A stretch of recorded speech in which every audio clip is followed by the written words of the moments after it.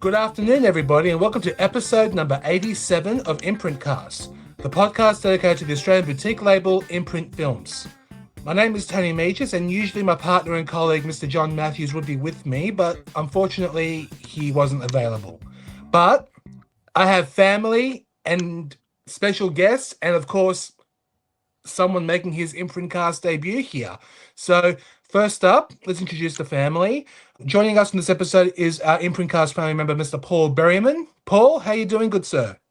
I'm doing good, thank you, Tony. I'm very excited to be here today, especially with the crew you've got assembled. So yeah, looking forward to the chat. Thanks for having me again.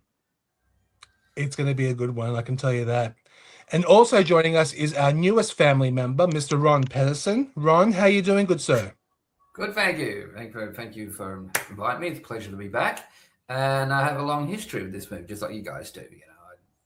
This movie grew on me like fine wine. It aged too as fine wine.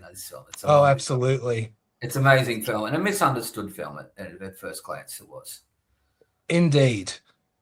And later on in the show, we may be joined by another special guest who we haven't had on the show for nearly 4 years, discussing the Warriors, Mr. Anthony Egan, or Tone Egan, as he like to be called. So he will be joining us later on. And joining us is very special guest, film historian, audio commentator, worked on so many Imprint films. But the last time he was here, we discussed Night of the Eagle, or Burn Witch Burn, with the wonderful Suzanne Berlin, Mr. Howard S. Berger. Howard, how you doing, good sir? And thank you for joining in. Good. I was a bit under the weather for a month and a half, but we're there. We're alive. Pulse is here. Checked it. It's going. Thank you so much for having me on, especially for this movie. It's one of those movies where, like, you can understand if someone thought it was crap, but you can completely understand, especially as time goes on, I think, that maybe we all missed something the first time, there's some pretty special things I hope we'll talk about. We will. But it's a really interesting movie on a lot of levels. I mean, seriously, and also, kind of insane. The thinking was insane. I think it rhymes with cocaine, so that might have something to do with it. Yes, it was, though you don't see it on the screen. I'm sure there was a lot of snow drifts during the production of this movie. I think we can pretty much all agree. No doubt about it. But it's a nifty film. And I'm watching it recently, and I haven't seen it since I think I did the commentary, with Doug Smith for this. And that's about maybe 13 or 14 years ago. So that's how old that track is. That track's made it from Arrow to Shout Factory to Imprint and back to Arrow. It's like it's really cool. But I hadn't even listened to the track. Like, can't stand the sound of my own voice. I'm sure you can't either. And he is such a mensch. I really like that guy. I forgot how truly cool. It was one of my very first moderated interviews with, someone who is actually truly astonishing and influential and great. The guy created the X-Wing and TIE fighters in Star Wars. Wow. He designed them, he built them, he was the guy. That's it. You wouldn't have had it. So to me, I was quaking in my boots. I'm sitting there with a guy who is just beyond part of the of cinema for me, modern cinema. And what I liked was, and if you listen to the commentary, damn, I would throw something out which he wasn't really supposed to respond to. He hooked in to every idea, everything, and applied it back to his role. You can't thank someone, enough for being that kind of a guest. And he was really cool. So if anyone hasn't really gotten a chance to listen to the commentaries yet, there's 3 really, I think, including my own, 3 really good moderated commentaries on this disc. Really cool. But it was a special thing for me because he was someone who, back of my mind, right, like really important to me. Yeah, of course. On the evolution of your interest in cinema, he was there. It was a really cool guy, and I was shocked. I listened to the whole commentary, and I was just like, he is just great. Like he didn't belittle my effort and his effort. You know what I mean? Cool guy. Yeah, no worries. Really Can't wait to hear more about that very soon. Because I can't wait to hear all the stories. And of course, we have someone joining us who is joining Imprint Cast for the very first time. As you said, Howard, Star Wars. This is probably the biggest Star Wars diehard fan I know personally, and as well as a huge physical media collector, TV exec, and filmmaker, making his Imprint Cast debut, Mr. Danny Mitrovic. Danny, thank you for joining in and welcome to the show. How are you going? I'm going mighty fine, and thank you for inviting me to be part of this this group and this chat and the Imprint family. This is fantastic. This movie, Lifeforce. When you said, "Do I want to be part of the Lifeforce chat?" I just went, "You betcha." I've been a big sci-fi nut, and that I am. And I saw Lifeforce the day start. Well, it premiered in Australia on the Thursday. I saw it the Friday afternoon, and I saw it twice in 48 hours, pretty much. And I loved the movie. The beginning music, because I'm a big music guy too, and I love my soundtracks. But that score in the beginning when it starts, and you sit back and you go, "Oh my God!" You just feel it go through you. I've got the music in my head now. I've got the soundtrack. Oh, of course. Now it just goes through. And yeah, it's one of those movies where I didn't know what to expect. All I had was basically my Fangoria magazine, which I was reading back in the day.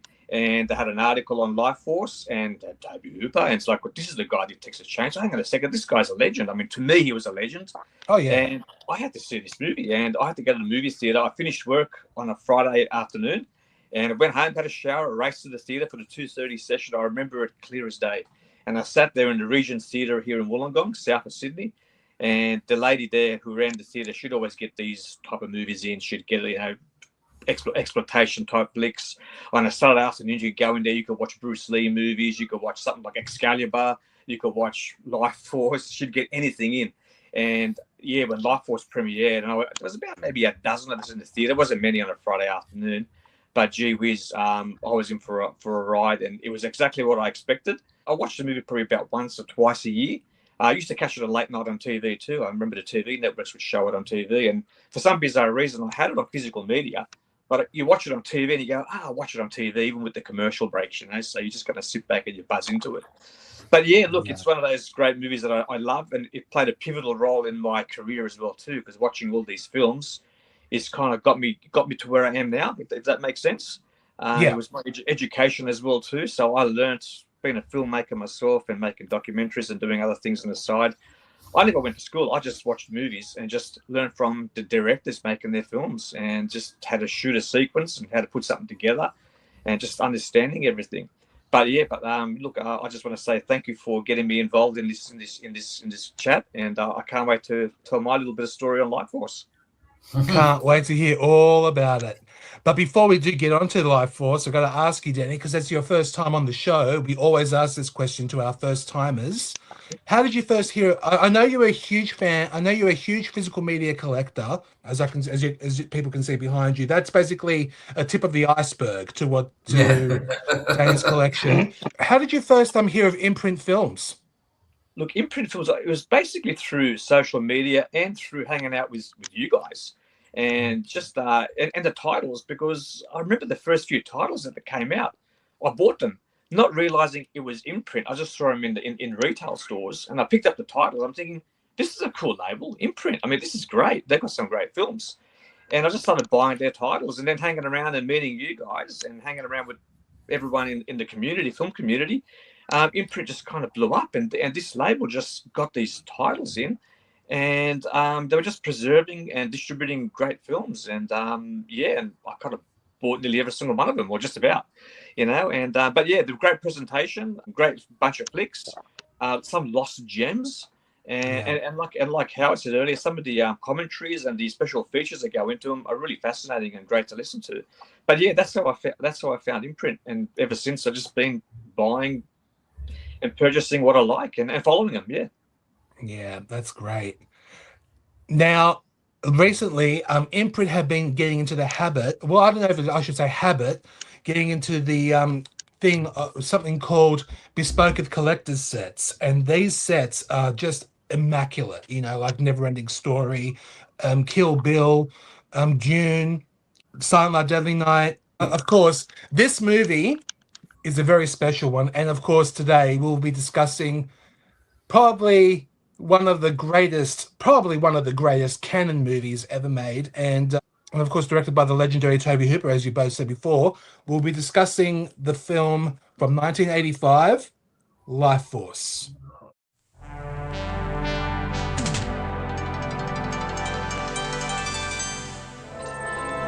From the director of Poltergeist and the writer of Alien comes a terrifying new film. I'm getting a very small radar cross-section. 150 miles long? EGR's confirmed. Tell them we have an artificial object out here. In the tail of Halley's Comet, there's something wrong. Something ancient. Something evil. Jesus. Houston, we have a problem. Something's happening to me.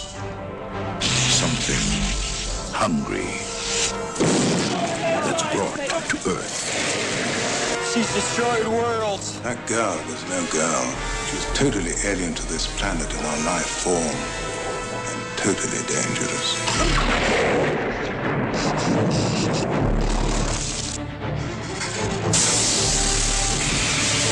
I just found a body in Hyde Park.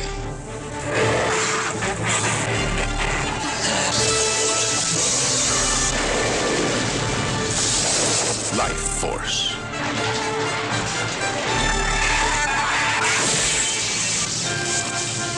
Close your eyes.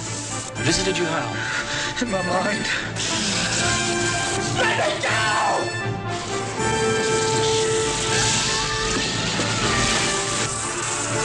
It's already spreading. You didn't stop it. It's too late.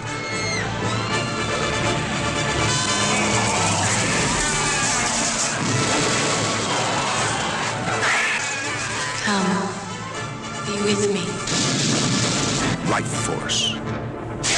The terror has just begun.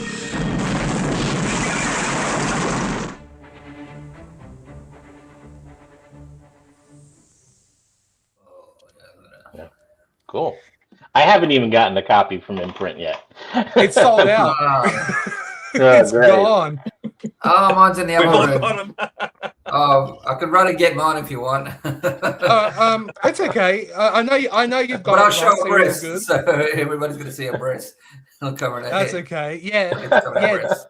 This film was so popular when it was announced. People were saying, you know, why release this piece of shit for? I go, piece of shit? No, it's not a piece of shit. It's freaking amazing. I love it. There's no Now- accounting for taste ever. No, that's true. That's true. But no, it's not a piece of shit. Please don't listen to And how many anybody. times have you heard someone belittle somebody else for loving something, and then 10, 15 years later on Facebook is like, you know, I gave it another shot. Well, after you like it now? After you alienated every single person who thought you were cool, now you're coming round to the, you know, that's why I don't. Well, that is the definition of a cult classic, isn't it? If a film that was so reviled and not liked original release, and then later on in years it gets a reevaluation and it turns out to be a gem. And of course, well, thank goodness this is one reason why Imprint is important, because they are giving things almost indiscriminately, which is the way it should be done. They're trusting that there is something for everyone, and then maybe those that, you know, they're still ready to come around. That's why Imprint, you know, we have so many boutique labels in America. How come Imprint stands up with like the very top, you know? You know, I mean, they put out the Mad Room, for God's sakes. Yeah, true. Have you seen this thing? One of the great kinder trauma. I saw that at like age 5 in the theater with my family. Absolutely horrific, and it stayed with me. But aside from it popping up once in a while on TV, maybe in the 80s, 70s, and 80s, it never came up. Late night, maybe once in a while, then just nothing. Imprint gave it the royal carpet treatment. Great extras, sure great commentary track. They back up any press release with actually the goods. So you gotta hand it to them. They've made their presence known, not just as an Australian label, but they've made it as what you should be doing in any label. Oh, great, really great. Yeah, with this film, Paul, I believe this was your very first time watching it. Is that correct? This was my very first time watching it on the Imprint 4K, the longer cut, thankfully as well. And you told me sort of when it was announced, Paul, you'll like this one, and you were right. And you can ring true from what you said, Danny, with the score. That opening scene with the credits and the score kicks in. You're just strapped in for that ride. And like you, since then, I've heard that music playing through my head is just so iconic. I felt it was such an operatic film in its scale and its story. Like, it opens like you're watching 2001: A Space Odyssey in those space scenes and the effect sequences. I was blown away by the effects. It's obviously 1980s film, and yet the effects stand up so incredibly well, even on the 4K. A phrase I think I used when we talked about Space 1999, the strings don't show. There's nothing artificial about it in that way. It's like it's an effect. It's an effect, but it just works so well for the way the story is paced and the music and the acting. So yeah, I'm blown away by watching it. The 4K that's on here looks amazing, and yeah, I'm so glad I was able to find it and watch it through Imprint. I'm glad you like this, Paul, because it is definitely a film that has an acquired taste for sure, as Howard said earlier. Now, yeah, I never thought I would say this in an episode. I can't believe we're discussing a film which has been labeled as space pornography. Oh, that's crazy! That's crazy. It's ridiculous. I know.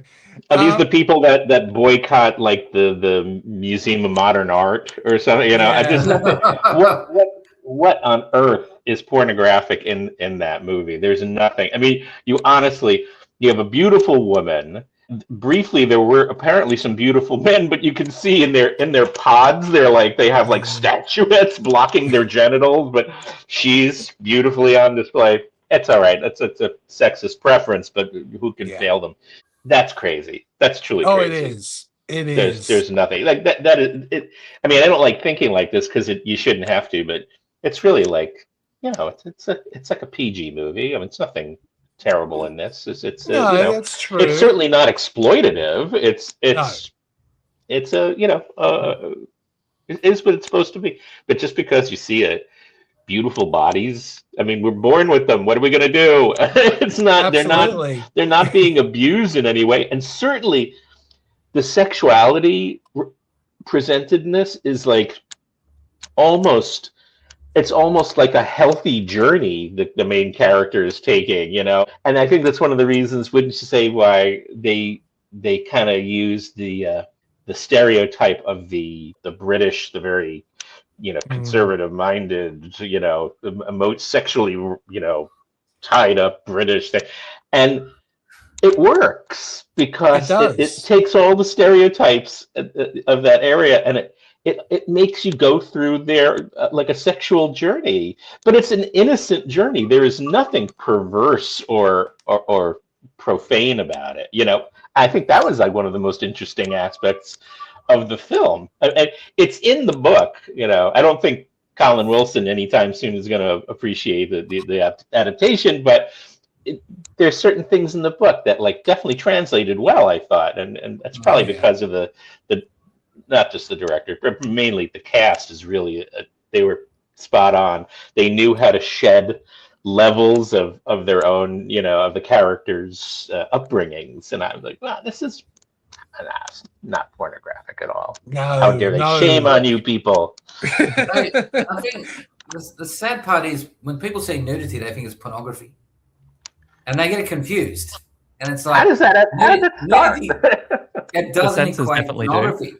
And pornography, in its most basest definition, is it's something that excites or sensationalizes. Or like they call Mad Max a pornography of violence. That's what Philip Adams called it. And he's saying, it's sensationalistic, it's over the top. It excites, it arouses these emotions or reactions. But like you said about Lifeforce nudity, it doesn't do that. No. She's very beautiful. She's great to look at, and you can't take your eyes off her. And that's it. It's magnetic, and that's what it's meant to do. She's this beautiful alien-looking woman. You can't take your eyes off her. That's the Railsback character. You're seeing something beyond what your culture has taught you to be ashamed of. Exactly, and what a lovely. That's the one thing I came off the first day, because we in America got a almost incoherent version of that. I assume you guys know, like 20 minutes, but even before those 20 minutes, I went to a convention. This is what my geek upbringing. I went to a horror film, sci-fi film convention. And this is around 1984. I think it might have been a Fangoria convention, actually. It might have been one of the last Fangoria conventions that I had gone to. But they had screenplays for sale. And Lifeforce was in production, or maybe not even started production yet. So I got one of the screenplays of it. You'd be flipping through that thing looking like, is this the movie that they did? Where the whole first 50 pages of this script is taken, shoved into like flashback sequences, and I mean, it was this amazing opening. I mean, seriously, I was like so psyched, and I'm like, what did they do? What did they do? It took a little while for me to realize, wow, this is a cruel process, filmmaking. It's really cruel. I never knew enough about really what was going on with that production, but the script was just torn up, reshuffled, snipped chunks just thrown out, or hopefully they were shot somewhere. I don't remember ever seeing a good hour and a half deleted scenes reel, but it's got to be amazing stuff because the script was incredible. So it's kind of we got opening weekend. We were like, what? It was an hour and 40 minutes or something. I think it's there is one of the discs, is it? It is. That US theatrical cut is included on the disc. I'd like to watch that again. I'd like to see what my brain was trying to piece together. You guys got the longer version? We got the US version at first. Oh, you did get the censored? Yeah. It was censored. Wow. And then the laser disc in the 90s introduced the longer version. So it was okay. All right, good. Oh, good. I'm glad somebody else had to pay the prices like we did. Good. Yeah. When we got the version here in Australia, it was actually classified M, which was... It still is. Yeah, that's right, which is quite interesting because even though it was the cut down, it was classified M, but it was all in context. It was all, how can I say, in context of what the film was about. And there was no MA rating. There was we had the R rating, but that would have been too high. But an M rating here is equivalent to about a PG-13 in the US. Yeah, so it would have been about a PG-13 rating. And but yeah, you can only say the word fuck once, but if you said it more than twice or three times, the rating would go up higher as well. Here. But it was only classified M, which I was quite surprised because the pictures I saw in the production with all the the gory violence and that sort of stuff wasn't gory, but the bit of violence and stuff, you thought it might go a little bit higher. But yeah, it was only classified M. It was a very soft rating here, and the movie, even though it came out in this extended cut, it didn't get reclassified. It just stayed as an M rating. So normally they reclassify them, but they just let it go through. No, absolutely. Yeah, I saw Lifeforce for the first time in its first Shout release, when the first Shout Factory release, when it came out on Blu-ray. I have not seen it theatrically, but if they ever do a screening in Sydney or somewhere in Australia, I'm definitely going to go and watch it in the big screen because you really should. An experience. It's the 4Ks are pretty impressive. I have to say, it's really beautiful. But honestly, It wasn't the kind of movie. Even in 1985, you knew they had some like people like Alan Hume, who I'd love to talk about his work in a little while on this movie. It had almost at that point a nostalgic look to it.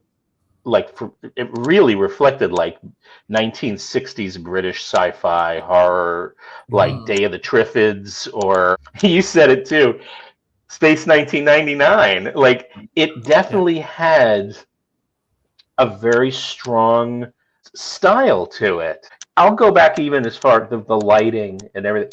Thunderbirds, or the Thunderbirds, the Jerry Anderson stuff.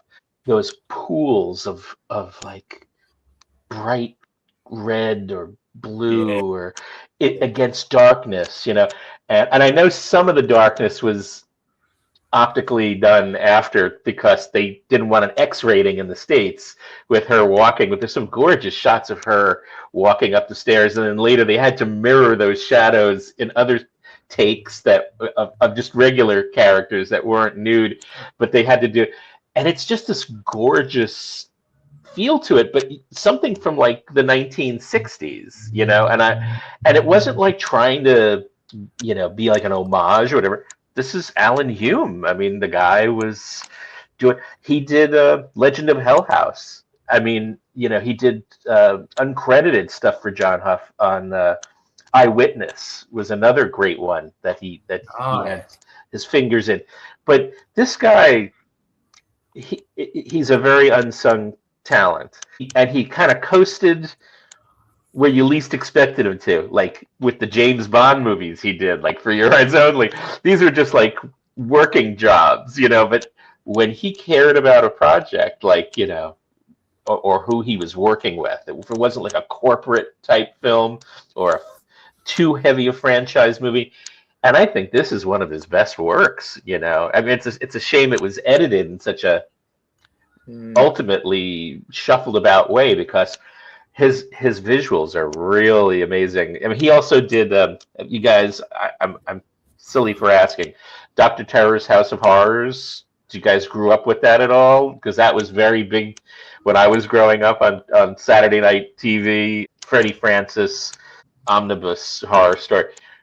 It looks just, and there's even a shot, like there's a shot of Christopher Lee with a disembodied hand in a car that he's wrestling with. They do that in this movie. It's Railsback's driving, and he gets the disembodied hand going at him too. And I was like, well, this is just they got the right people to evoke almost primal associations for me of like formative movie watching. It's a treat, but you got to see it on a big screen. Really, it will make a difference. I sound silly, sometimes it doesn't, but this one really, I really think that leaves an impression on you, a strong one, for anyone who's seen it like in a theater. But the 4Ks, I'm not belittling them. They're a huge step up. They're incredible. If you have the right TV for it, it's going to be great. Anything over 50 inches is perfect for that movie. Absolutely. Yeah, look great. So, Ron, you saw Lifeforce on VHS for the first time. Is that right? Yeah, that's correct. Yeah, it came out in April '86, I think, around that time. And like I was telling you, I was watching with my idiot brother. He's laughing like a moron. He never liked any movies. He was an idiot, this guy. He loved watching Arnold movies and laughing at him. That's all he used to do, was sit there and laugh at him. I mean, he laughed at one for the cuckoo's nest in the wrong places. I don't think there was anything right about my brother. And you're kidding. Yeah, kid do not. And then I finally get to see a decent copy on Laserdisc, which we'll talk about the international cut. And then I really started to appreciate it. I thought, and I had the Fangoria issue that Danny had held up. Not before. I was an avid Fangoria reader in the 80s, and I saw video disc, and I thought it's got this new appreciation. That's when it really started, the cult of Lifeforce. And then DVD, of course, I was one of the first to buy it. I think it was who released MGM released the DVD. I believe so. Yes, MGM. 2000, yeah. And then I missed the Blu-ray era because I was married and I was raising a child and all that. So I was living in another world. And then when we got out of the relationship, I started going physical media collecting, and then I got the 4K of it. And I did read the Colin Wilson novel recently, and I wish it stuck to the book, frankly. I think the book, fantastic read.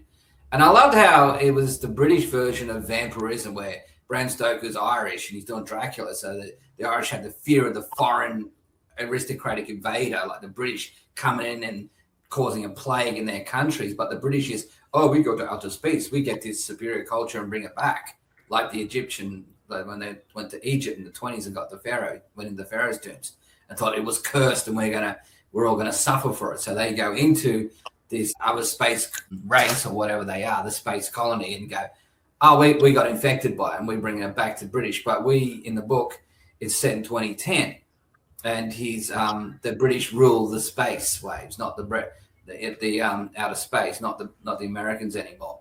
And so it was kind of that his British superiority that was in the book, but the movie avoided that in a way, and it was like a Hammer sci-fi horror film, the Tobe Hooper adaptation.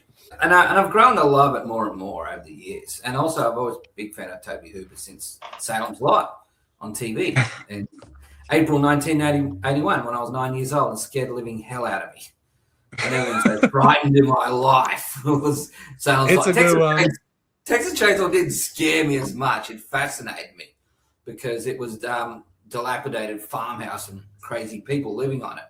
And we had dilapidated farmhouse where I grew and crazy people living in it.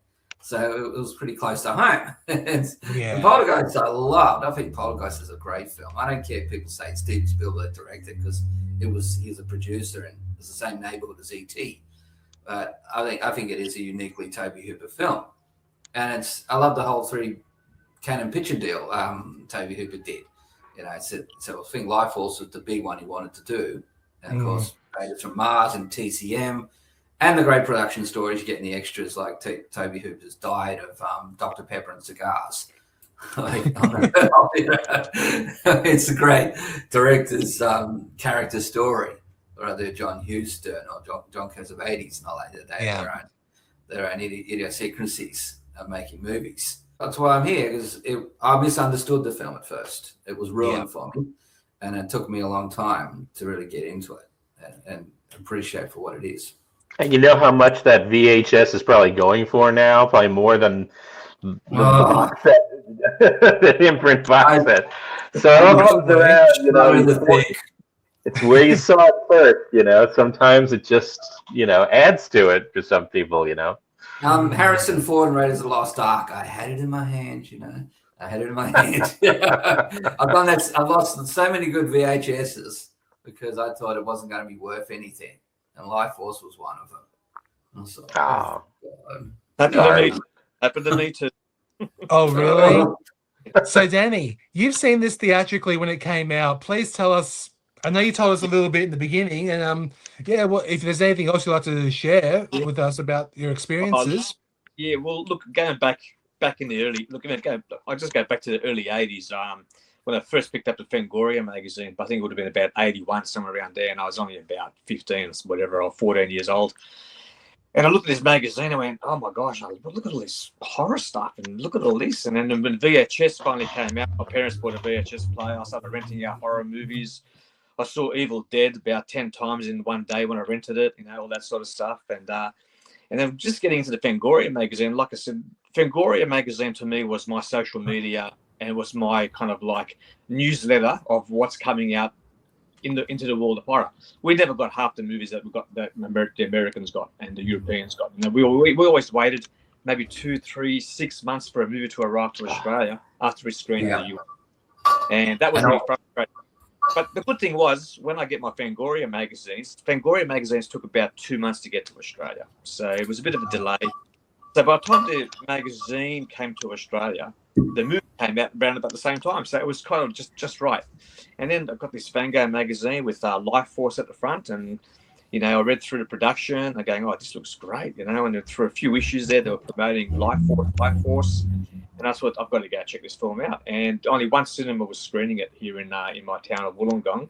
We're about an hour south of Sydney. And the Regent Theatre, the old lady who ran this theatre, and she was fantastic. She she would do events at the cinema. Like, for example, if the Rocky Horror Picture Show was premiering there, she had everyone out there in drag, stilettos, everything, you name it. She'd do everything. She'd just make a big show of it.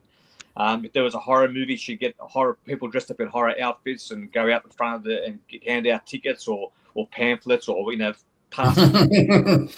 She really was a good publicity person in doing stuff like that. And then I ended up doing some video work for her. So what would happen is she found out I was doing some video work. I told her I'd do video work on the side. And she just kind of asked me, said, would you be interested in just filming some events for me? And I could just pay you in posters, or I could just give you a little bit of money, or you could go watch movies for free. Yeah, I was only 15, 16. No worries. I'm happy to do that, So, and my parents would drop me off because this is before I got my license. So my parents would drop me off, and I filmed for the late Mrs. Mulgrave. She owned the theatre. And I filmed for her, and at the end of the whatever I filmed for her, I give her the VHS tape, and she'd go, Danny, help yourself to the movie poster room and grab yourself a poster or two or whatever you want, So I walk out with 1 or 2 posters, and then she'd go, Danny, go back in, grab a box full, grab some more. So I'd be walking out with, Jaws posters and Raiders of the Lost Ark, Star Wars, you name it, all the Close Encounters. I still have all those, by the way. So she'd give me all these posters as payment. And then when Lifeforce came out, and I got my license, because I remember that was 1985. When I left school in 84, I got my license and I started my apprenticeship. And every Friday, I'd go to the movie theatre because there'd be always a premiere movie on the Thursday, because that's when the season started. But I'd always go on a Friday afternoon and treat myself to a movie. So there was Lifeforce, and I thought, you little ripper, I can't wait. I'm hanging to watch this movie. A few of my mates weren't really into sci-fi and horror and that sort of stuff, so it was really hard to find friends in a small town who were into what you were into. So I was always like the odd one out. Danny's into his horror, likes his horror movies, this, that, whatnot. Well, so be it. But I like horror, Bruce Lee, Chuck Norris, you name it, the whole lot. So when I saw Lifeforce, I saw it there, and I went, okay, I'm going to go watch this. Went in there, watched it, and when I saw the Canon logo, I just had these visions of, like I said, Chuck Norris, what do you call that? All that sort of stuff, Charlie Bronson, and then to see Lifeforce as a Canon film was really bizarre, because you always action movies, but like Paul said earlier, when that music started, and you just started getting into it, and it was pounding stereo sound. The big screen really did the movie justice, because it was a big screen film. It was just space. You're out there. You see the space shuttle, you see Halley's Comet, the stars, everything, the lighting, everything was great. Everything, I just enjoyed it, but I didn't know what to expect. I just thought, I'm going to go watch this movie and just go with an open mind. I loved it so much that I saw it the second day. So I went back and saw it again in 35mm, as you do back in the day. I just grew on me, and I just and I bought the soundtrack, but I don't have the soundtrack anymore. I sold the record. And I had the record, and I regretfully sold it. About 3 or 4 years ago, I sold it. So I was a bit disappointed in that myself, but I will find one again. Anyway, but I saw it over the weekend on a Friday and Saturday, and it just stuck with me. The music stuck with me. And just to see the actors too, and like it was said, like Ron said earlier, to me it reminded me. It looked like a Hammer production on the screen, because I grew up watching Hammer horror movies on TV late night. All the Frankenstein, vampires, all that sort of stuff.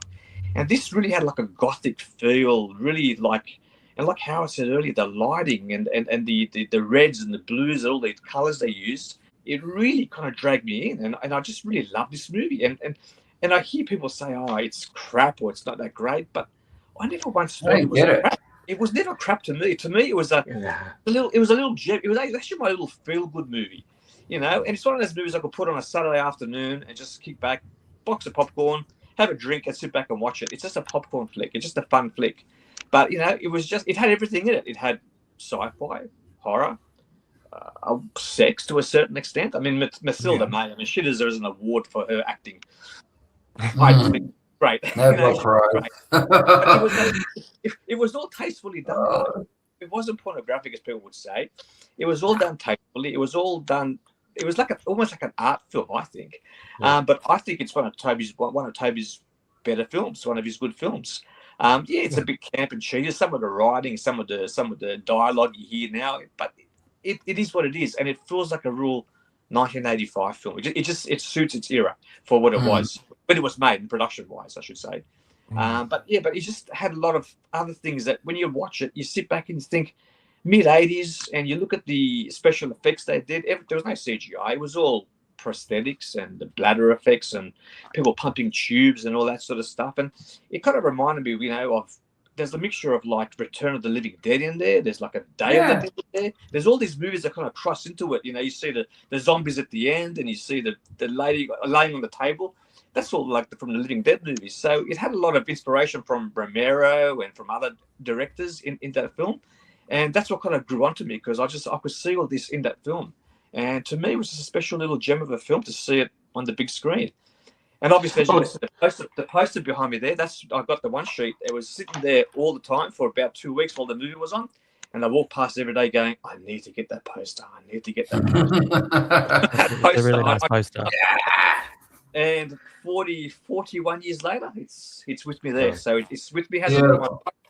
So it sits to the side there. Well, it's actually packed away, but yeah. So I just love the movie for what it is, and and being a passionate person in special effects, because I actually wanted to be a special effects artist back in the day. That was where I wanted to go, but I never got into that because Australia being a very small film industry, there wasn't much special effects going on. You had to be really specialized. So it's just one of those things where I just grew up with it. And it's like a little sentimental movie and brings back a lot of memories too. Too. So but yeah, it's just my little it's a movie that makes me feel good, if that makes sense. It does. It's your comfy blanket. That's right. Your warm blanket. As I mentioned in the episode earlier, we were going to have a special guest joining us a little late, Mr. Anthony Egan, but he likes to be called Tone, so we'll respect that. Unfortunately, he did have some commitments that he had to follow up, so he couldn't join us. But he really loves this film and wants to talk about it, and we're going to do a separate segment with him, and I'll edit it into the episode. Tone, thank you once again for agreeing to join in this episode. It's been a while since we had you, since the Warriors, I think, nearly 4 years ago. It's crazy. Yeah. Ages ago. All right. Has been Lifeforce. Let's go. Lifeforce, yes. So when did you first see Lifeforce? Did you see it theatrically when it was originally released? Yeah. Yes. Opening day, I think. Opening night. So on a Thursday or whatever. I was a big Tobe Hooper fan, so I had to go. Like, seriously, the experience was so incredible in 70mm. And I think that's the thing I wanted to point out the most, is that the 70mm presentation was amazing. Amazing because it was 6-track mag sound. And 6-track mag sound was a separate, like a totally different mix to what would appear in like the Dolby Stereo 35mm. Right. And I know because I saw it in 70mm. I saw it in 70mm like half a dozen times, and then I saw it again in 35mm, and it was chalk and cheese. Like, the sound on the 70mm was insanely good. One of the best oral experiences in a cinema I've ever had, and no release on disc or anything has captured the sound that was on that 70mm. So I can talk more specifically about that. But anyway, I will in a moment. But anyway, so I saw it opening night or in the afternoon or whatever, and I remember me and a mate were walking out, and we were just like going, well, what the fuck did we just see? Like, we loved it because it was so batshit nuts. And I'm a big fan of batshit nuts movies. Yeah. And we came out, and then we bumped into another mate we'd gone to college with, and he'd seen it at an earlier session. And what was interesting is, like, and he was off to go and see the movie, and we're like, back in the days where we'd go to a movie, like the cinema, and we'd see like 3 or 4 films in a day, whatever. And so we bumped into this other guy, and he'd seen it at a session earlier, and we just had a quick talk. And it was really interesting because he liked it, but he said it seemed like it needed to be longer or something. And of course, at that point, I didn't even know there was an international cut, longer version of it. The version we got in the cinema in Australia was the American cut-down version, the 100-minute version. It wasn't till it came out, the international version was released on Laserdisc, early 90s, 93, 94 or something. And that's when I finally got it and saw that longer version and went, holy shit, that's way better. That's way better. So I don't know whether that international version got a 70mm release overseas. I just don't know whether that international version actually got a theatrical release in international markets. Because, I mean, we're an international market, but we didn't get it. So I'm not sure whether it was just something that was there in the archives and then it came to Laserdisc and then, later on, DVD, Blu-ray, whatever. So I'm just a bit confused about that. I just loved it. I loved it because I loved it because, as I said, batshit insane. And the thing is, it just reminded me so much of, it was like Doctor Who and Quatermass had been mashed up and put through Studio 54 coke-fueled rampage. Yeah. And committed to film. It just blew my mind. I just thought the cinematography was fantastic. I thought it was really well made. And I get the shits when I read comments where, it looks so cheap. What bullshit. It's like every penny is on the screen. It's enormous, the scope of that film. And so I just thought, fuck it, I love this film. I love everything about it. Everything about it. I love is it a great film? But is it wildly entertaining? Oh, absolutely. Absolutely. And it's really funny too, if you do a bit of Googling and what have you, you'll find that in the UK where it was shot, a lot of the people that hated it in the UK just hated it because of the cast, because they're all the lovies from theatre and the lovies from this. That's the sort of attitude you'll get. And it's just like, what the fuck are you talking about? Like, Jesus Christ. I mean, maybe it was populated with people from Neighbours. They would have been more appreciative. But anyway. Yeah. It's just mental. The cinematography, Alan Hume's photography is superb. Seeing it in a cinema here in 70mm, and it was like huge auditorium. And as a regular cinema goer, you know which seats you want to sit in. You're going to book your seats, whatever. And I'm going to get the primo. So I always go for edge of peripheral vision. I don't want to be sitting up the back if I can help it, because then I just feel like I'm watching TV from a distance. This particular film, I swear to God, the wonderful camera operation, like revolving shots when they go up into the Churchill and all that actually had like real impact. If you were, as I say, you're sitting there and it's at the edge of your peripheral vision, you started to feel that. You started to it was just insane. And I hadn't ever felt that before, ever seeing a film. And I always sit in those primo spots, taking into account. Never have I felt, oh wow, I'm starting to feel a little bit, not motion sickness, but just going with it. It was really interesting. So that was one of the big things that really stood out to me, just how it works as cinema, like drawing you in. The 6-track. Yep. Probably the loudest film I've ever heard in a cinema. Like, it was fucking phenomenally huge.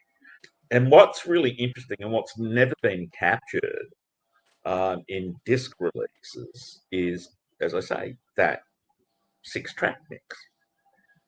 Now, the thing is, back in those days, it was like you're talking analog style of mixing, right? So, and as a film editor from back in the day, and sound editor, sound designer, we had to make charts, sound charts. So we'd edit a film, and create charts of sound. Like we'd do a track lay of the various bits and pieces, and we do a track lay, and they're literally written charts. And so that's why it's very, very difficult to replicate stuff from back in the day, because there's no digital file that you can pull up that goes, oh, that's what it sounds like. Oh, there we go. Sure. Okay, well, doesn't exist. So you have to actually have heard it and understand it. And so yesterday morning, I watched the shorter cut, the US theatrical, whatever you want to call it. And then I watched the longer version back to back. It sounds great, but it doesn't sound as fucking phenomenal as that 6-track sound. Now, I'll give you a few examples of what the sound was like in the 70mm release. When you mix a film in Dolby Surround or 5.1 or whatever, with the subwoofer type sounds, the low frequency stuff, right? You can literally just dial it in. You can dial it in on something. I worked on a thriller like many years ago, and there was a sequence where this guy's like basically having a psychological hemorrhage, shall we say. He thinks his wife is having an affair or whatever. Anyway, he's freaking out and going through all the shit. And then eventually he grabs a phone book, like an old school Yellow Pages, right, and just slams it down on this coffee table. And when I did the mix, I just said, I want that to frighten people. And they just fucking boosted the fucking sub. And so when that phone book went down, it was like, boom! Okay? Yeah. Now, there are heaps of moments in the 70mm presentation of Lifeforce where that happens. I'll give you an example. I'll give you a few because I wanted to remind myself when I watched the films yesterday. When they get off the Churchill and they go down in the spacesuits into the vessel, right? And here they are, and then there's that moment where they've got the desiccated Bat-Light figure and they snap the finger off. Oh, yes. That was like, it wasn't like, it was boom! Mm-hmm. That was it was like, what the fuck? Same with when they have the guard or whoever it was who's been infected, and then they put him into the cell. Yeah. They're working out the time frame of when things are going to happen, and he does his thing, and they get the broom handle and tap into his chest where it just opens up and the desiccated shit falls out. Same thing. It wasn't like a little sound effect. It was like when they tapped it, it was boom. Yeah. It was like that all the way through that 6-track sound, and it was insane. It was insane. Another huge one was when Vampire Girl exits the building and all those glass windows blow out. Hugely loud. And that is quite loud in the disc releases, but in the 6-track mag, it was just like, fuck. And it was all the way through it. And it was like that aspect of it and the photography that really just drew me in to keep seeing it again and again at the cinema while it ran, because it just blew my mind. it was just technically, I just thought it was a really, really good piece of work. So yeah, there you go. That's pretty much what I have to say about it. That's okay. It was a great movie. I thought it was highly entertaining. Some people I know, people hated it. I wanted to ask, your set when you saw it for the first time in 70mm, was it a packed session or no? Yeah, it was actually. It was pretty crowded. I mean, it would have been like front loaded, so the people into that sort of stuff are going to go straight up. So it would have been, over that opening weekend. It probably did okay. I wouldn't say it was packed out, but it was probably half to 2/3 full. That's what I can recall. And then it was like diminishing returns every time I went to see it. It moved into smaller auditoriums and less audience, what have you. I know Howard. Don't forget. I was going to say, don't forget. This was the movie. Lifeforce was Canon Films. What's the word? They dangled it in front of Tobe Hooper, who was supposedly in pre-production on Return to the Living Dead, and that's why they got Dan O'Bannon. He got Dan O'Bannon to come and do a rewrite, and also he took over for what Tobe Hooper was prepping, supposedly. So it does have a closer, tie-in, like literally like genetic sinew with the two movies are sort of connected in a way, So it is a pretty astute connection. I mean, especially not those Living Dead guys on the table, like the animatronic. It is. It's like a ex-Siamese twin. I mean, it's a cool. It is a cool movie. I think Lifeforce was one of the very few Canon films presented in 70mm. This is when Canon was starting to be a major company. Yeah. And in Australia, it got a 70mm print, but that was Hoyt's George Street. You had to go to Sydney to see it. And I regret to this day not going to that screening. And the only other one that got screened in 70mm Canon film was Over the Top. Really? Wow. Yeah, it's unbelievable. We didn't get that. I don't think that was offered to me in 70. Wow. I may not have wanted to know at that time, but now I do. I don't know. Cobra was 70mm in the States, but we didn't get it in Australia as well. That would have been interesting to see. Yeah. But that was when they started to come in their own, and they said, "All right, we're going to put 70mm, big presentation." And Lifeforce is the perfect vehicle. I think it was the best film in Canon. I wish Jeffrey 3 was 70mm, but you can't have it all. It's interesting because on one of the interviews, Tobe Hooper on the disc, it was from a while ago, I think it's from the Shout Factory release, he actually says he wanted to make a 70mm Hammer film. And like that, that's how it feels. Yeah, it does. That's it, yeah. Again, you got to thank Alan Hume for that, because very few DPs in the mid 80s were even allowed to go back to their natural style of lighting, and it was in America at that point. It was a rarity, So it was, you could tell that was one of, like, between Hooper and Hume, that was a high concept for them, is to shake people out of really the look they were used to seeing, which was something that films were not, it was not to belittle him or speak ill of the recently passed away, but the DP of like Big Red 1 and a lot of those Lemon Popsicle films for Canon, did the Terminator. Oh gosh. Adam Greenberg.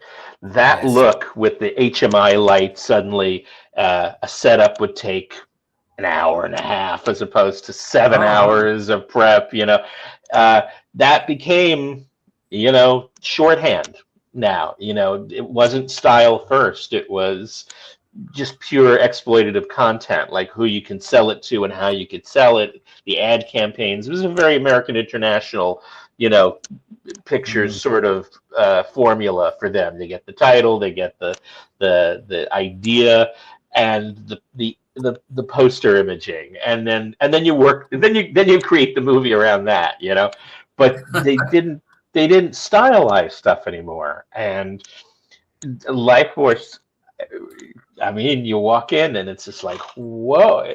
Even if you thought it was ridiculous, you couldn't not admit that there was some major talent, like, who invested in intimately. They really cared, It wasn't just tossed off. It was sculpted, and it was cool. Plus, you had mentioned before, and it is true, practical effects, man.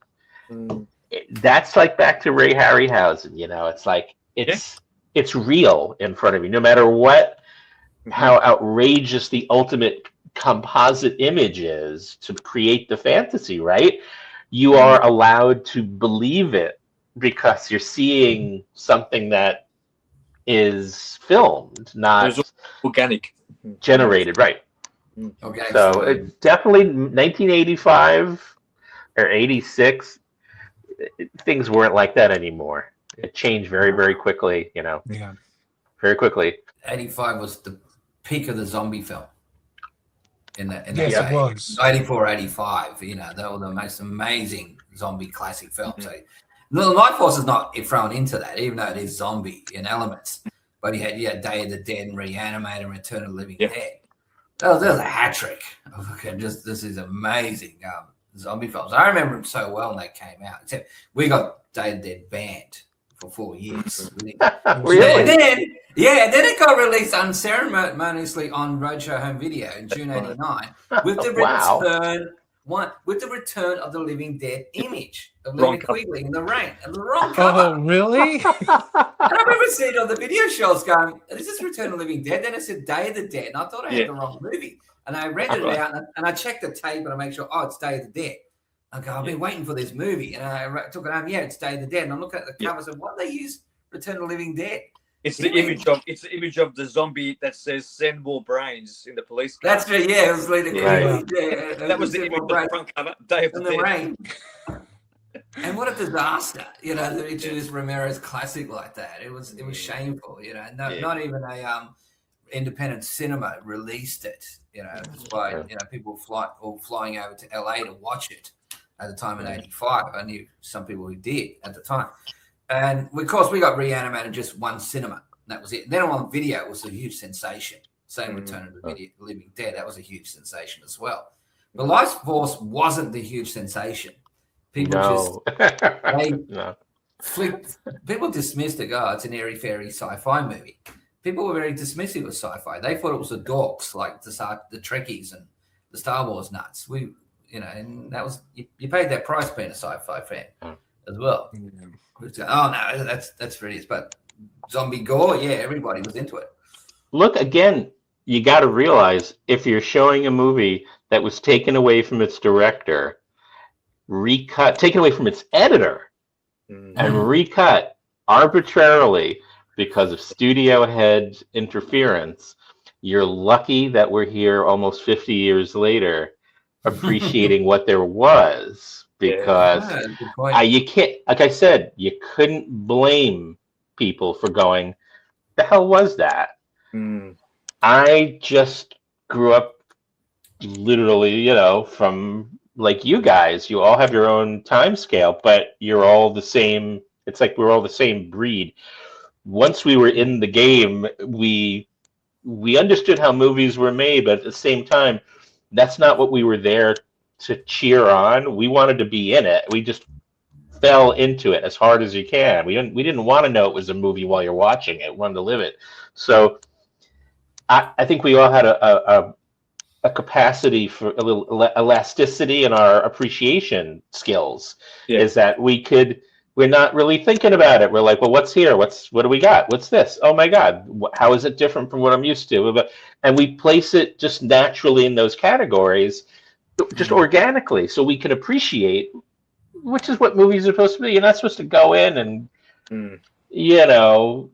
analyze everything to death on first view. You're supposed to just let it be part. Is it part of you or not? Can it be part of you? Yeah. And this movie, I thought it was a pretty easy entryway for me. I was like, that's fine with me. I didn't expect it to be even this good. Good. To me, it was a seed. That's what Lifeforce was initially. It was like Day of the Dead. It was a seed, and I didn't know how to react to it. And then later on, when I came back at the right time, right frame of mind, boom, then it started to grow. And that's what a life is for, buddy. It's like nobody knows that. Nobody realizes you're allowed to change your opinion. You're allowed to give something time to breathe, and or never. It's fine too. But that's the way we're raised. Yeah, thank you. I mean, that's the way we're raised. We're expected to like something the first time or appreciate it the first time. We can't go back to it. Shivers, yeah. And it's ridiculous. And I mean, it happened with a lot of films that people said were classics later and didn't like it first time. I still remember De Palma's Scarface. People hated the film. And that was a religious experience for me. I can't even tell you. Opening night Scarface for me was just I practically would have, if they would have allowed me without dragging me out of the theater, I would have been on my knees like bowing to it, practically. Insanity, just amazing motion picture. But I was like that when I was 5 watching a De Palma movie. So we're talking about last week. He infected me early on. And I watched with my brothers, and they're all talking about the cocaine movie. Oh, look at all the cocaine, man! We're like the whole desk full of cocaine. I'm burying my head in it. It's like, oh my god, don't talk like that from my mum and dad. They're watching the movie. What made me really happy was knowing that Michael Winner almost directed this movie. They had approached him a bunch of times. Now I don't even have to be ashamed of this. I am like a major Michael Winner fanatic. I love Michael Winner. He is the most contemptuous director. He not only despises the projects he was allowed to make, he despises the audiences for wanting those movies made over something he would have naturally made. So they just layer in contempt and hostility and anger. And he's hilarious. He started out, like De Palma, as a satirist, right? Yeah, only making comedies. And then he just had to go into the international circuit instead of just being a regional filmmaker. And De Palma, the same thing. Didn't want to just be an indie filmmaker. He wanted to subvert everything. The two men, Ken Russell is in there too, but Ken Russell is he's more complicated. He's not a reactionary. I think he loved when an audience appreciated what he was doing. Is just at a certain point he wasn't allowed to make the movies he wanted to make. So that's more pathos there than contempt. But he's but Tobe Hooper, what's odd about this guy is that he lost more jobs, and I'm sure if he was around today, sadly no, he would have admitted it was severe cocaine abuse got him off of so many movies he was in pre-production on, and this is one of those movies wow, they just let him go. This is what to me this movie, and if you want to watch a great follow-up to this one, is I don't know why this movie never got the legs it should have, is Spontaneous Combustion. Yeah, I think this might be one or two films after this, I think, because he was still in the canon phase, right? He had the Invaders from Mars and Chainsaw, right? Chainsaw 2.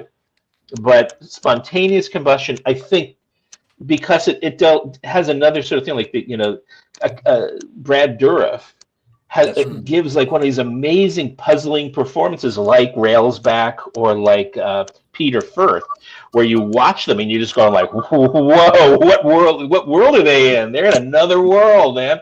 Especially Peter Firth, who is playing a guy twice his natural age and experience. I love that. I just love that he's Mr. Tough as Nails, British, but he's like 31 years old. They're very strange. but they're indelible performances. Like, I believe Steve Railsback watching this movie. I believe him. It's an insane film.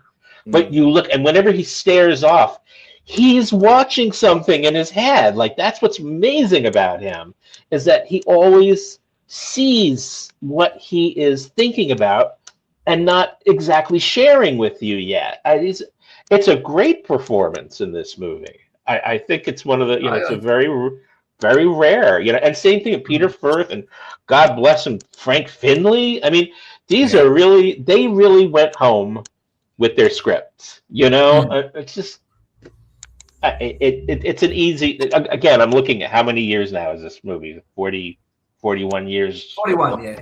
Oh my God. Aubrey Morris. Aubrey Morris. Oh my God. Man, he's great. He's always been Mr. Deltoid to me. What about what was the one? The one from the '60s he did, the British sci-fi from the '60s with John Saxon. Oh, help me. Oh my God. John Saxon. Yeah, my God, he's amazing. Like, totally unhinged. I forgot. I'm using my phone to shoot this, so I can't look it up. But it's like 1965. Just look up John Saxon, 1965. Brilliant, low-budget British sci-fi horror movie about aliens coming to collect and mate with the right human woman. Incredible. And Aubrey Morris is never before seen, like a performance they don't allow, but this was when they were just letting like Roddy McDowall like in It or something, like, okay, what's going on here? Like, they really started giving you some strange characters, and the actors who portrayed them just sunk their teeth in hard. But Aubrey Morris, yes, hard applause for Aubrey Morris. Great to even hear five guys saying the name now. It's like, I like it. It's I think we're talking about Nightcaller from Outer Space. Yeah, good. Nightcaller from Outer Space, which even though the subject matter is so perverse, it was on like Saturday afternoons at like 11, or not even, like 11:30 in the morning.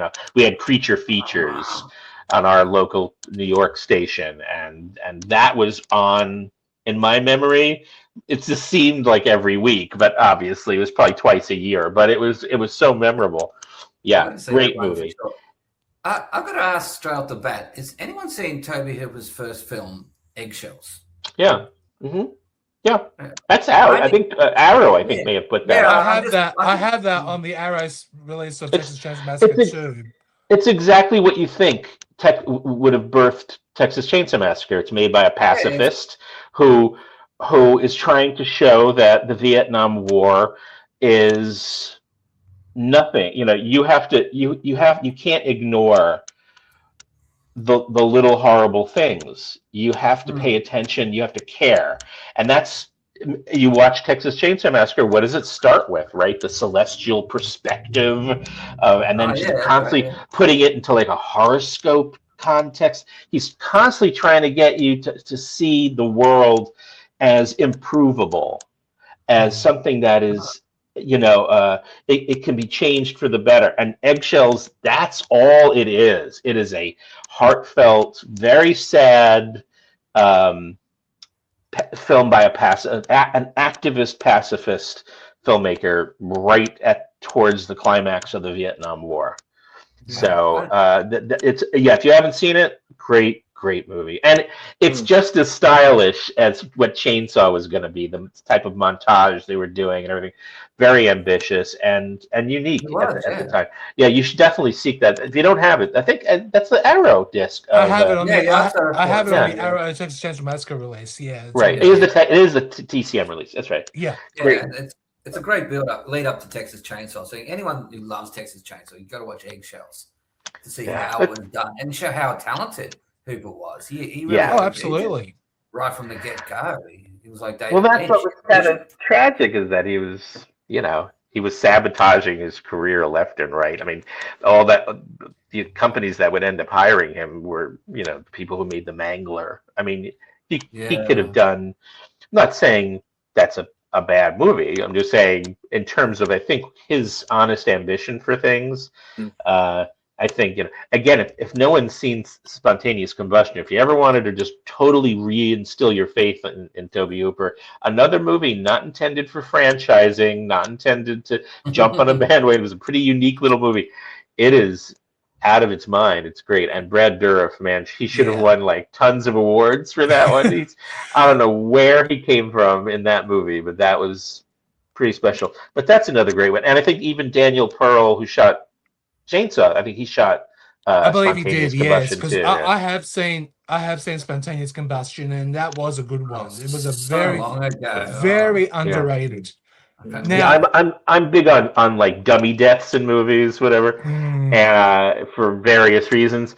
I was asked to host a panel discussion on William Castle at a Monsterpalooza, very big convention here in LA. I don't know if it's elsewhere, or it might have been Son of Monsterpalooza, where they do it like 6 months later. But they, the people in the panel were like, Joe Dante and the set designer for the movie, and Terry Castle, William Castle's daughter, and so it was really interesting to have But John Landis was also supposed to be on the panel, but he had just come out with one of his beautiful coffee table books of his stuff, and he was stuck with like a 4-hour signing line, and so he wasn't going to be able to. But I wanted to say hi to him because I needed to talk to him about He's in Spontaneous Combustion. That's right. That's a cameo. And I went, and he explodes into flames, but it was a dummy John Landis. So I went, and he's signing books, and he's being very nice. Like, he's still paying attention to me. I'm introducing myself. I said, sorry you couldn't make the panel, but he's signing books. And I go, oh, I have to say, I really wanted to talk to you about dummy deaths. And he's looking at me like, what are you, crazy man, and he goes, what, why me? I go, well, John, you were a great dummy death in Spontaneous Combustion. And he stops in the middle of signing, and he goes, that's right. I wasn't I? And he was like, he was really proud for a minute. He was truly proud. And then he continues signing, and then he stops. He goes, oh, and he totally ruins this guy's signature. Like I see the marker go across this page. This guy paid like $200 for this book. And he goes, Ben-Hur, best dummy death I've ever seen. Guy going under the chariot. You could see the seam on his leg, on his rubber leg. And he's like, he was so cool. But Spontaneous Combustion, he just, oh yeah. Great movie. Great movie. If we had to say best dummy deaths, I have to say Frankenhooker, with the exploding prostitutes on crack. The exploding crack. I mean, he's the greatest dummy deaths of all time. Yeah, good movie. I did that. Was one summer I did that, and I was PA on that, and then full-time PA on Basket Case 2. It was the most delirious summer I ever spent. So. If you had to almost go into coronary arrest from no sleep, those were the movies you wanted to wake up and look at the call sheet and like, what are we doing today? Oh my God! It's like shot number 2, freak search for Dwayne. Like, what could possibly be this shot? It's like great, great time. Again, right? This is the when was that? 89, I guess. Still, right? It counts. Oh, yeah, the innocent 80s. Amazing. It was. Now I wanted to talk about Tobe Hooper. I know you are a huge fan of Tobe Hooper, especially his immortal classic Texas Chainsaw Massacre. Are there any other Tobe Hooper films that you absolutely adore besides that, and of course Lifeforce? Because I know how much you love that one. The Funhouse. The Funhouse is great. Yes. Yeah, the Funhouse. And look, and I'll also say, look, I know everybody does the whole, Spielberg actually directed Poltergeist. You can tell by the style of whatever. It's like, hello, did you see Lifeforce? Did you watch Invaders from Mars? Hooper has a really great eye. And guess what? Spielberg wasn't there. So it's all those the wonderful compositions. You know, he's directing some really great stuff. He's got great collaborators, and you know, both those films. Not saying they're fucking great films, but they are entertaining. And yeah, they're just so stylish. They have real style to them. They do. And look, it's a real shame that Hooper had done like the 3-picture deal with Canon. The Lifeforce was the first one, and that was like 25 million budget. Yeah. And then the next one was Invaders from Mars, and that was way down in budget. That was like less than 10 million, I think. And then the one that was the whole deal was predicated on getting a sequel to Texas Chainsaw. And Texas Chainsaw Massacre 2's budget was even lower. That was only about like 4 or 5 million, right? And the thing is, that poor bastard worked back to back to make those 3 films. He was run ragged. Texas 2 was booked into theaters in the US to open, I think it was mid-August. They didn't actually start filming until May. So they only had a couple of months to make that movie. And that was the only one that actually in its opening weekend recovered its budget in that opening weekend, you know. And it's just like, oh my God. But yeah, that Tobe must have been just totally worn out. Just totally worn. And that was the other thing too, because they had so little time to do Texas 2, they were actually, if memory serves, they were getting second and third units to do sequences. But the thing is, they weren't actually following Toby's storyboards, etc. They were just, I'm doing this, and they're doing their own thing. And you can actually see it if you see the stuff scenes like with the guy who does the driving stuff, Joe Bob Briggs. Joe Bob Briggs, yep. Yeah. So he was in a sequence. There's just scenes that are all sequences that have turned up on. They turned up on a Laserdisc back in the day, and they've turned up elsewhere. But the thing is, you look at that stuff, and it's like, well, no wonder that was fucking excised, because it looks nothing like the style that Toby's doing for the rest of the fucking movie. You know, it's just terrible. Like, why did you morons just not follow the boards? Just stupid. Anyway, people, shit on Texas Chainsaw 2, but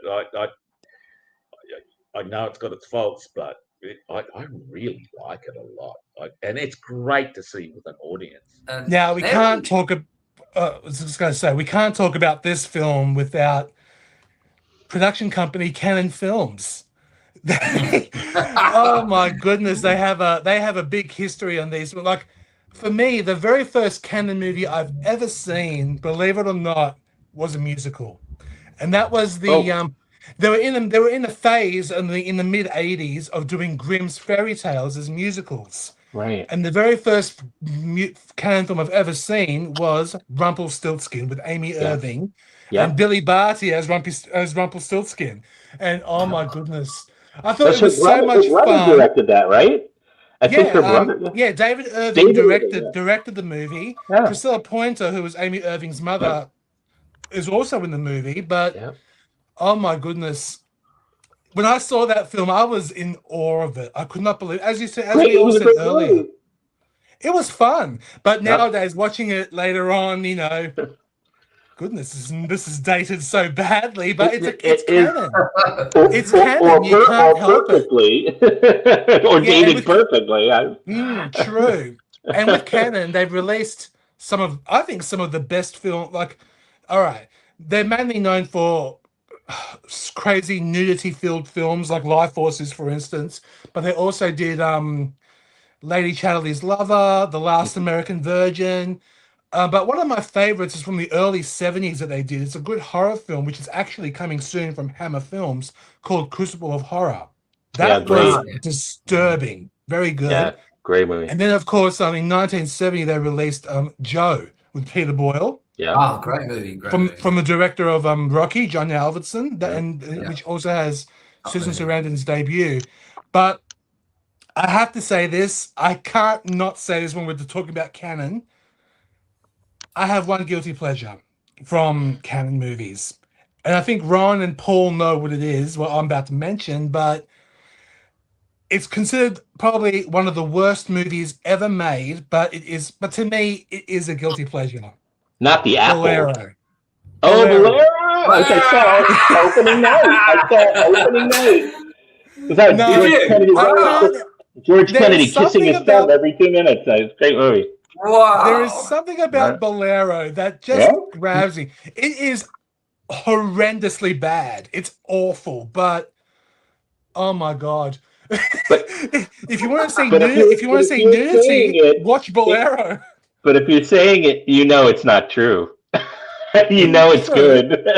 True. It's just you have a more sensitive palate. You know, you've acquired a certain an ability to transcend, you know, plebeian taste, which I applaud. Yes, indeed. Yeah. Bolero was the opening night. That was a fun movie. I love John. I saw John Derrick's Tarzan also with Richard Harris. That was good. With his soliloquy with the 40-foot tusk sticking out of his chest, and it's amazing. I mean, who else would do these crazy movies? True. Yeah, I got to ask Paul this. Paul, have you seen many canon movies besides Lifeforce or anything else? I've seen a handful. So I remember back in maybe the early 2010s here in Australia, we had a label called Cinema Cult come along, and they bought out DVDs and Blu-rays, and they had a few canon films. They had Lifeforce. I don't think I picked up that one at the time, but I got Masters of the Universe. So that was one which I got and watched and really enjoyed, that sort of fantasy style film. And then I discovered that Mark Hartley, the director of Not Quite Hollywood, did a documentary on canon called Electric Boogaloo.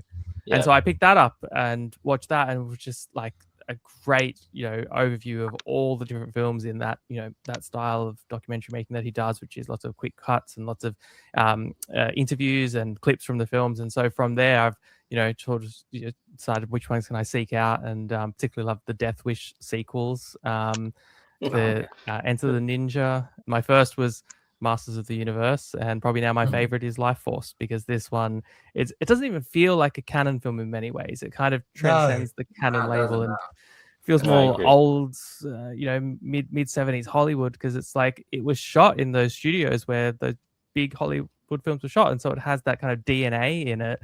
Have you ever seen Godard's King Lear? That was one of the more inspired canon films, which nobody wants to mention. It's like I remember almost getting a hernia watching the shots of Godard underlip, sort of like I am right now, but with like a wig of BNC cables and RCA cables, and I was just like, if I didn't love this guy to begin with, now this is the starting point, you know. So I always recommend for people who haven't yet touched Godard, go for the canon. Go for the canon production. Go for King Lear. Thank you for that. I'm gonna check that out. You haven't seen it yet? Oh my god! No. Right. Could I? So good. Do you mind if I tell you my first canon experience? Yeah, sure. This was, I'll never forget this. I rented. It was February '85. We had a video player for a year, but the stores didn't have canon where I was renting from. But I went to a new video store and I rented out Death Wish 2 because I was a big Charles Bronson fan. Big mistake watching this in front of my sister and mother. Oh no! My father, who are conservatives. Oh no! And I never forget, my dad flipped out at the gang rape scene. They repeatedly raped the maid, and my sister screamed when she jumped out the window and impaled on the fence. And she said, "How can you watch this? What's wrong with you sickos? Why are we watching this garbage?" And my dad wouldn't walk away. He kept watching it. It's just a movie. and we watching it, and every 5 minutes he's looking at me and go, "Shocking." And then something happens in the movie, he goes, "Oh, it's shocking." And he keeps watching, "Oh, it's shocking." And that was the whole time I'm watching it. Oh, shocking. So then now on, from that moment on, anytime we got a Cannon movie, I went out to my mate's house and watched it. So and that was the most shocking Cannon film. Oh man, that scene, that almost ended the relationship between Charles Bronson and Michael Winner. When Bronson saw the sequence, he's like, "What the hell's the matter with you?" And like that was honestly, he was gonna walk. Like that was the end. Like, he was so mortally offended by that. But of course, Winner is going on the opposite end. Winner doesn't understand why he has to make a sequel to what was a misunderstood film in the first place, because everyone likes to think that's some sort of a hall pass for fascist, right-wing fascists. The movie's written by Wendell Mays, Death Wish, the first ones, who wrote in Harm's Way for Otto Preminger. He is the most, again, perfect match for Michael Winner, a contemptuous satirist. So the two of them wanted to. If you look at it, the movie is a total tragedy. Kersey turns into what he hates and what he fears. It's not endorsing him. At the end of the movie, he's a monster. He's the gun now. He just points a finger. He's the guy. So people are thinking like, oh, this is a hall pass for vigilante right wing. Like, hello, did you not watch the same movie? And there's nuns constantly crossing the frame. He's like doing shit like this left and right. Like he's a satirist. He thinks it's funny, and he thinks it's even funnier that he is so hateful of his own audience that is going to be the big repeat viewer. He's just so Death Wish 2. He wanted it to. He went all out. He wasn't making art there. He wasn't trying. No. There's did you ever see the great YouTube clip now? It's like a classic YouTube clip of him on, I forgot the name of the show, big British talk show. There's a guy with one name. I forgot, his older guy with one name. I forgot his name. Parkinson. But he, was it? Parkinson. I think it was Parkinson. I think. But he had like a lot of these feminists on, and they were like deriding him, and he totally played them. He totally he didn't believe half the crap he was saying. He told me, and there's another guy, a friend of mine just passed away, Jeff Burr, who interviewed him also for like 3 hours. And I think between the two of us, we got some interesting admissions that this was high comedy for him, only he didn't care who else was laughing. You know what I mean? It was him. So, you watch Death Wish 2, he was trying to piss everybody off. Whatever. He didn't care. He was a rich boy. He didn't care. Nothing was going to take his, although I think by the end of his life he didn't have much money, but didn't tell anybody. He let the lawsuits after his death with his poor widow handle that. But he was just a contemptuous satirist. But what a perfect match for Cannon Films at that time. I mean, really, really perfect. I mean, he was, and same thing with like John Frankenheimer with 52 Pickup. I mean, they had they had a great, and I even think, wasn't it Cannon? The first version of 52 Pickup was Cannon too. I believe so. Yes. The Ambassador. The Ambassador. Yes. Yeah. Which I was lucky. Me and I'm sure you know Nathaniel Thompson from the commentary tracks from every major label. Me and Nate did a commentary for The Ambassador with Mark Goldblatt, the editor for J. Lee Thompson on that. But he later became was it a Cannon director? Did he become a Cannon director, actually? I don't know. I'm not sure. The one with Joe Piscopo and Treat Williams, Dead Heat, I think. Dead Heat. Yeah, that's right. Dead Heat. And he also did the first Punisher with Dolph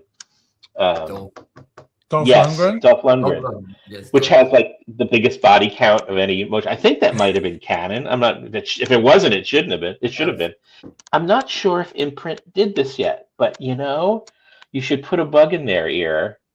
They listen, so go ahead. Did they do a Menachem Golan box set yet? As a director, because the music, you were saying the musicals, they also, I mean, I know he did the Apple, right? But didn't he also do Mac the Knife, Three Penny Opera? He did a beautiful musical, and he also did, wasn't a musical, but it was a nifty film with Alan Arkin called an Isaac Bashevis Singer adaptation called The Magician of Lublin, another high nudity motion picture with Valerie Perrine. They should do, and I bet you it would do really well. I mean, Golan's not a slouch. He's a pretty good director, but you know, he had to handle the business as well. So yeah, true. You know, that's actually not a bad suggestion. I know Imprint, the heads of Imprint actually do listen to the show, and they do take notice, which is something. I mean, they're all gorgeous films, first of all. So even like, I can imagine that like the box cover, the box design going with their usual class act. You know, I'm sure they could come up with something quite evocative. But Golan was pretty cool as a director. I bet. Yeah, he was. I mean, Cannon films were also obviously pretty forward thinking because everyone's ganging up and still admiring these movies, which were terribly reviewed at the times, but they don't admire them because they were bad. They have a thing about them, you know. So yeah, true. Cannon films are a little bit more elevated than I think that even they wanted to appear. Oh, agreed. So Danny, do you have a favorite Cannon film besides Lifeforce? Do you have something else that you? Do you have anything? A ton of Cannon films I love. Going back to the early 80s, even back when I was in high school, and we were all into the ninja phase, and we all wore country shoes and white T-shirts and and we used to walk around town. But then this movie came along called Enter the Ninja, and a mate of mine goes, "Danny, we've got to go watch Enter the Ninja." So we decided not to go to school one day, and on our lunch break, we went to watch Enter the Ninja. So that afternoon, after watching Enter the Ninja, we started making our little nunchuckers and little stars. We were just ninjas. And then Revenge of the Ninja came out a few years later, and then there was a double feature, Enter the Ninja and Revenge of the Ninja. So guess who went and watched the double feature in the Regent Theatre, same theatre as Lifeforce. And it was those two movies, and it was a blast. And I saw, obviously missing in action was a Cannon film or two, I believe. Yes. And I did see Death Wish 4, I think, or 5, one of those. I saw one of those in the theatre too. Was it the one with the cannoli, the exploding cannoli? Well, I think that was 4, yeah. I think that was 5. Is that the one that shot in Ontario with New York license plates? Yeah. That's why, yeah. This theatre, like I said, this Regent Theatre, Mrs. Milgrave, the lady who owned the theatre, she just got all these independent films in. She wasn't with the cinema chains that like the Hoyts and the Greater Unions and all that sort of stuff. She was just independent, and she just found these films. I mean, she showed movies like Hellcats and stuff like that. All these R-rated features. Wow! She just showed all these movies, and I have a stack of lobby cards that she gave me, a massive bunch of lobby cards, and on the back of the lobby cards, she'd write little notes to the patrons saying, this movie, you won't be shown, but we're showing Hellcats. It's rated R. Put that out and all that sort of stuff. So they were very, how can I say, educational. Well, it was just a crazy, inspirational. This cinema itself could be a documentary on its own. The way they did things, and it was such a great period to be. How can I say? I was so happy to experience that 80s phase, and not knowing. Look, I didn't think in my mind that it's a Cannon film. I just loved the ninja movies or an action movie or a horror movie, or I saw Lifeforce, but I never put my mind saying, "Oh, it's a Cannon film," until a few years after that. And then you realise and you go, "Wow, this Cannon group! I mean, they put out all the movies I loved. You know, like from Chainsaw Massacre to Charlie Bronson to Lifeforce to all these dramas and everything. They covered everything I loved, and it was just something that just stuck with me. But I wouldn't think I'd be talking about Lifeforce and Cannon with you guys to this very day now, 40 odd years later, you know, for what I saw. But it had a major impact on my life, you know, and not knowing that I watched these movies that were bloody great, you know. Same with me. If you're an 80s kid, obviously you knew what Cannon films, what films were released by Cannon, like Superman 4: The Quest for Peace. Okay, that's a Cannon film. I like a lot of that too. Oh, I love 3. I love it. Ironically, I wasn't a fan of the first two, but 3 I thought was like I don't know, Richard Lester. I don't know, he was actually doing something fun. I don't know, it was all right. Yeah, and I like some of the stuff in 4. That's a compromised movie though, but I like a lot of that. I thought Christopher Reeve was really good in that actually. He was. You know. Yeah. But with the 80s, with canon movies, they are so divisive for their audiences. They have released movies that are so divisive for their audiences. But a majority of them obviously were hated. Like, look, I like Bolero. That's one of the worst films ever made. No. And what else do they do? Like Enter the Ninja, as Danny said, those ninja films. Ninja 3 Dominion. That's a good one. I love that as well. Classic. I mean, look, you're talking about like Hammer or Amicus or whatever. They had their toes still in that. Didn't they use like Gordon Hessler a lot? I thought Gordon Hessler was he had done Scream and Scream Again and did a bunch of stuff for Tygon. Or I know he did the Cry of the Banshee and all those late Vincent Price stuff. But an easy move right over to Cannon. So as much as a 70s kid, I remember Cannon being like Silent Night, Bloody Night, or what's the great British thing with Piers Haggard, Blood on Satan's Claw. Or and there's another one that was always double featured with it. Was brilliant. Beast in the Cellar. Tygon films, I think they used to acquire and then release. But that's what I remember. And Joe, like you said, Joe, or a couple of John Avildsen things. That's what I remember them. So when they started coming back, in the late 90s with, and then the 80s with the Chuck Norris stuff, and I was just like, is that the same Cannon films? Like, I didn't hear from them for so long, and then like, wow, they're back and they're real, they dominate. Was anybody else here? Did you guys read Weekly Variety? Yes. I used to because used to have the posters, the laminated posters free with every issue, and one of the ones it wasn't one of the laminated ones, but it was such a big magnet, just tear it right out and put it on the wall. Was Space Vampires? They had the with the Space Vampires title, they had the pre-production artwork for it. And announcing that it's and I was like, what? And that was on my wall for forever. And and I think that was like, my God, I'm putting Cannon films up on my wall now. Like, hard to imagine, but just because they meant something different. It was different. They just, they saw what was big, in the like you're saying, that kind of theater chain where they weren't so discriminated. They knew their markets really well internationally. They're smart guys. But then they became like complete right-wing fantasists. Like, okay, all right, I get. There's a place for to be entertained by some of that in a way. So true. All right. I remember my first weird introduction to Cannon was an article in a video magazine, because we're 83, 84. They'll bringing out all these video publications because home video was exploding in Australia. It was expanding. And one guy did a review of 10 to Midnight, Charles Bronson. Oh, yeah. I think it's a great movie. I think it's a classic. And this reviewer hated the film. He really loathed it. He just thought, a guy runs around nude and he stabs girls in the vagina and he's disgusting and then he can't get enough and he stabs all the nurses. This is really nasty, this one. He puts it in brackets, to emphasize how awful this movie and why on earth did they make this movie? And my first reaction was, I want to see it. Job well done. And I went, I like 10 to Midnight.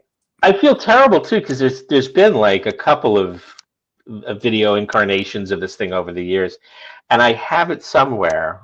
I can't imagine that I tossed it when we were moving from house to house, and my parents passed away, and I had to move everything out of the house for 50 years, everything I owned. I taped it off a TV. There's a TV print. I can't believe it didn't pop up on like any of these new video releases where he's not nude. In one shot, a long shot. The guy is running where he would have been nude. They digitally overlaid pants. Didn't they do an on extra him? shot where he's in jocks? And then in the next shot, there's no more pants. It's digital underwear. In the same scene, him running away from the murder site. I was like, wow. And I have it somewhere. I mean, they did it. They literally didn't care, and they just pants and underwear. I mean, I don't know, but that they were prepared for TV, bizarrely, but they were, great movie. That was a great movie. I remember there was a video released in the 90s where they did show the alternate scenes. He was wearing underpants, particularly that scene where he's watching the nude girl run away. There's a nude girl running in the background, but you can see maybe I don't remember. Yeah, and he's standing up dominant and they heel, which is very misogynistic. He's intending to kill this poor girl. And I remember watching a video at a friend's house, 10 to midnight, and they had a little sister watching it. It's with his parents. And the first question she asked, she goes, when he's running naked, Daddy, why can't I see his dick? Oh, God. Bursted out laughing. It's just there you go. That question was just laughing at. Well, here's the shout release of 10 to midnight. This is the cover. My goodness. But does it have the alternate takes? I was just having a look at the back. I don't think they do. No, because it doesn't, unfortunately. Unfortunately, it was the VHS. Well, maybe the Kino version that's coming soon on 4K may have it. You never know. That might be on there. Because Canon also had a label in Australia called SYME. They actually had their own exclusive label. Oh, that's right. They did too. Oh, wow. Yeah. Right. And I remember Revenge of the Ninja was one of the first ones to get released. Then 10 to Midnight, Bolero, The Shocker, and The Stinker. and there was a few others. I think they did Star Crash. I don't know if it was a Canon film. That was something else. And it was a short-lived label just to highlight all the Canon films until RCA Columbia took over and they did all Missing in Action and all the other Ninja films till Superman 4 and The Collapse. And then the end of Vestron Video was doing like Barfly, which was one of the last. That's a Canon film too. Right. Yes. That's another. That's in the same. That's in the same period of time, like when they would go into the Cannes Film Festival and then they would, sit down with Barbie Schroeder or Jean-Luc Godard, hand over a napkin, make a deal, and then they would actually go through with it, and pay out. Barfly is brilliant. That's true, and that is absolutely a great Canon film. And they treated it really well. It was beautifully shot, beautifully processed. They paid for good processing, not some cheap. A lot of Canadian films just go down the toilet because of not the cinematographers, but the terrible printing houses they used back then. Were terrible. But that was Barfly. I saw that in opening night also, and Tough Guys Don't Dance, another brilliant film. And again, gorgeous. Opening night was no disappointment. They were really beautiful and all a little bit off the wall. They allowed their directors to. To show off why they hired them to do the movie, and they weren't going to fuck her. Which is weird. That's why I'm the amount of money that Lifeforce had in it. They could probably had enough control up to a point financially, and I know the production shut down for a little bit as well because they ran out of cash. So. I'm sure the post-production tampering and everything, that was something that was probably not envisioned initially by either Canon or obviously the director. But I think probably with getting the finishing funds for it, they probably had to, sign something which says, that the company giving the money to save the production had some influence in the ultimate, the final cut. When did Canon officially declare bankruptcy? Collapsed?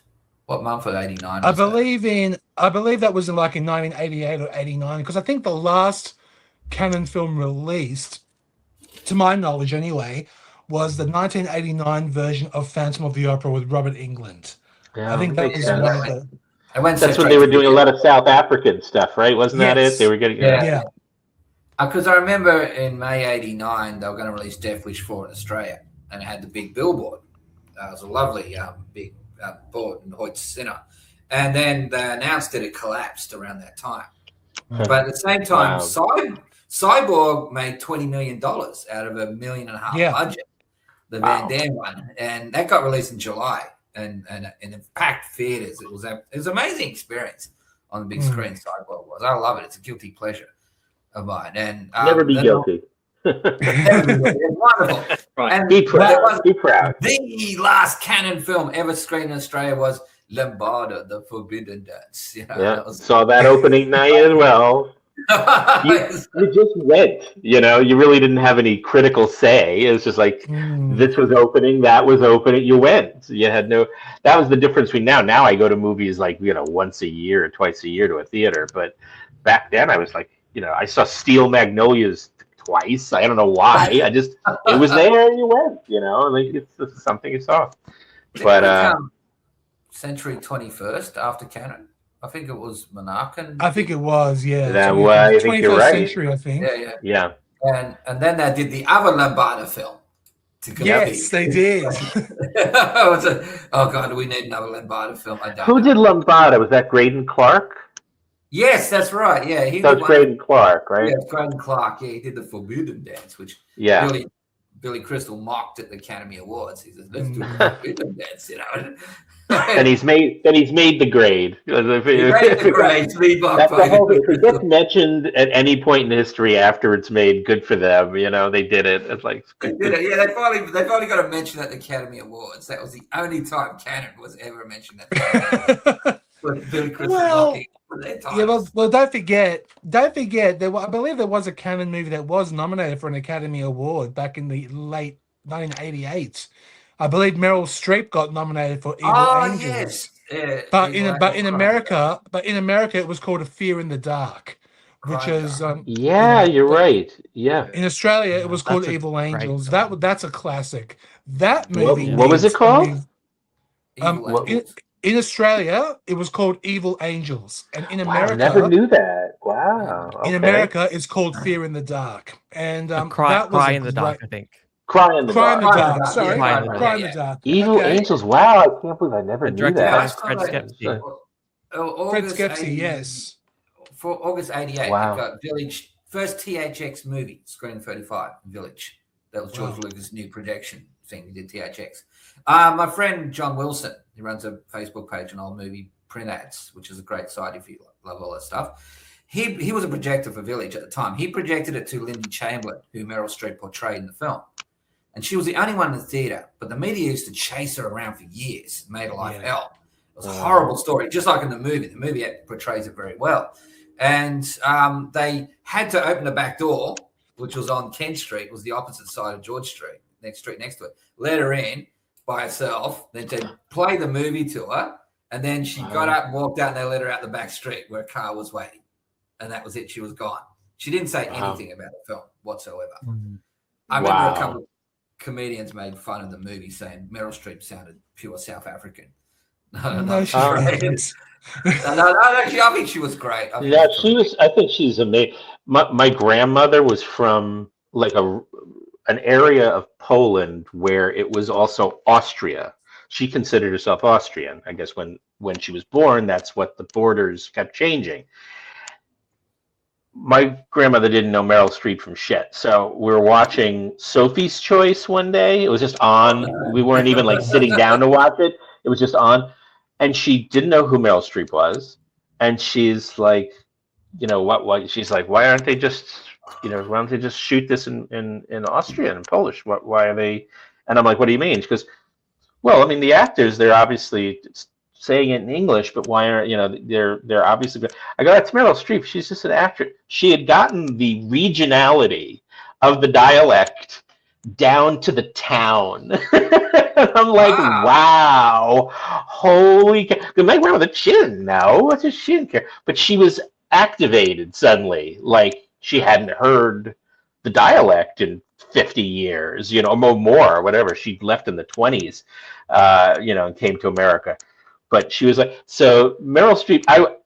I would tend to lean on the side that it was probably a regionally accurate accent. I agree. Yeah, it had the New Zealand tones into accent, which Lindy Shamlin did have in her own accent, and I think it was pretty accurate. So yeah, it's a terrific film. Yeah, and going to 21st century, the most famous one was Savini's Night of the Living Dead, and it's interesting when he talks about the film. Wow.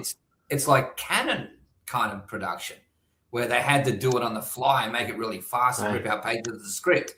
And they didn't get to make the movie he wanted. And that's when he talked about it after 30 years, because he did that companion book where he said, I'm going to do show the most complete version I wanted.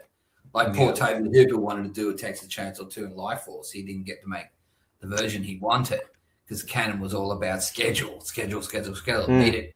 No matter what the cost is, man, no matter what you got to throw out, you got to do it. And Century 21st still worked the same way. But they did promote very good art house films in Australia during the early 90s when they were running. They promoted Mike Lee's Naked, which was straight from Cannes, which got a huge hit in Australia, and Orlando, which was what's the actress name? Tilda Swinton. Tilda Swinton. Yeah, she started her whole career with it, and we didn't hear much after that. I think they promoted Akira in Australia and the Japanese animated classic, and then it kind of faded off by the late 90s, and then Monarchin went underground, and then he did that documentary his son's produced. Anyone see it? The Go-Go Boys? Go-Go Boys, yes. It was a very self-congratulatory, self-mythologizing piece about how great they are.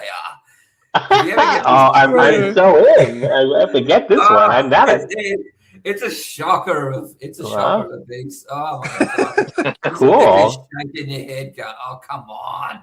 He's talking about himself like he was Spielberg, you know. Yeah. Wow. So he was like bigger than Stanley Kubrick. He thought he was the best director that ever lived, you know.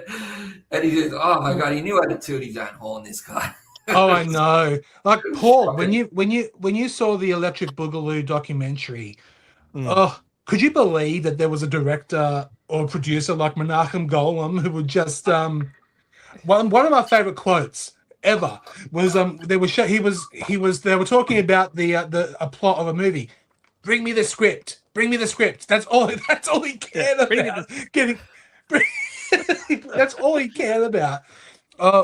He was a one of a kind, Menachem Golem, and of course Yoram Globus. You can't forget them. But oh my, too funny. Those two guys are a power. They were. They're a power. They just got out there. They made the movies and they got them done. You know. Yeah. And we love them. We love them. So true. Yeah, and got good directors. Mm-hmm. You came along, didn't you? Yes. Yeah. I was gonna say. How much fun was that? Oh, it was great. Quite a few of us, including Ron, who was on this episode. We all went to a special screening for Monster Fest here in Sydney, and they did a 40th anniversary screening of Texas Chainsaw Massacre 2. And you know how I know it was a huge hit? When the Canon logo came up in the beginning of the film, everyone applauded and everyone cheered. So it's no doubt that Canon Films has some kind of, even though they made a majority of their filmography has been, let's just say it, crap, a majority of it, but it has its audience. Their films have an audience. Like, as I mentioned in the episode yesterday, one of my favorite Canon films is considered one of their very, very worst, because I hate it too, but I can't help but admire how bad it was, and that was Bolero. I said Bolero. I love watching it because it's so bad. But dude, but also, I'm sorry to cut across, but like, if I saw a poster like coming soon, and there's a poster, and I go, oh, there's a Canon logo, I'll be there opening night. It was just because it was, you never knew. You never knew what you were going to see. You never knew whether it would be good or bad or entertaining. Look, another Canon film that I fucking love. Is the Richard Chamberlain, King Raiders Solomon's knockoff. King Solomon's Mines. Yep. That's a hoot. and it's got one of the best Jerry Goldsmith soundtracks. It's awesome. That's true. That's true. Awesome. That is so true. It's a great score. Right, the King Solomon's Mines, which I also saw in a cinema. Did you know Canon had an office in Sydney? No, I didn't actually. Yeah, they did. They had an office in Sydney. Wow. I'm not sure how long it lasted, but they did have one here. Who knows? That's they might have fascinating. had one in Melbourne or wherever. Never know. Yeah, they were like moving everywhere, everywhere. Look, I got a big soft spot for Canon. Like, they did a lot of shit stuff, but they did a lot of stuff that's decent and entertaining, and they did sort of try to do arty stuff and commercial stuff, and they just never quite nailed what they needed to do in terms of getting a success and what have you. I have a big soft spot for Canon stuff. Invasion USA is fucking hilarious Christmas. That's a good one. And we also talked about 10 to Midnight. That's a really good one. Yeah. That's I'm not a big Charles Bronson fan, but I like it. But, a very, very small number of his films. Yeah. But that one's actually pretty interesting. It was. Death Wish 3, though, is of course the greatest film of all time.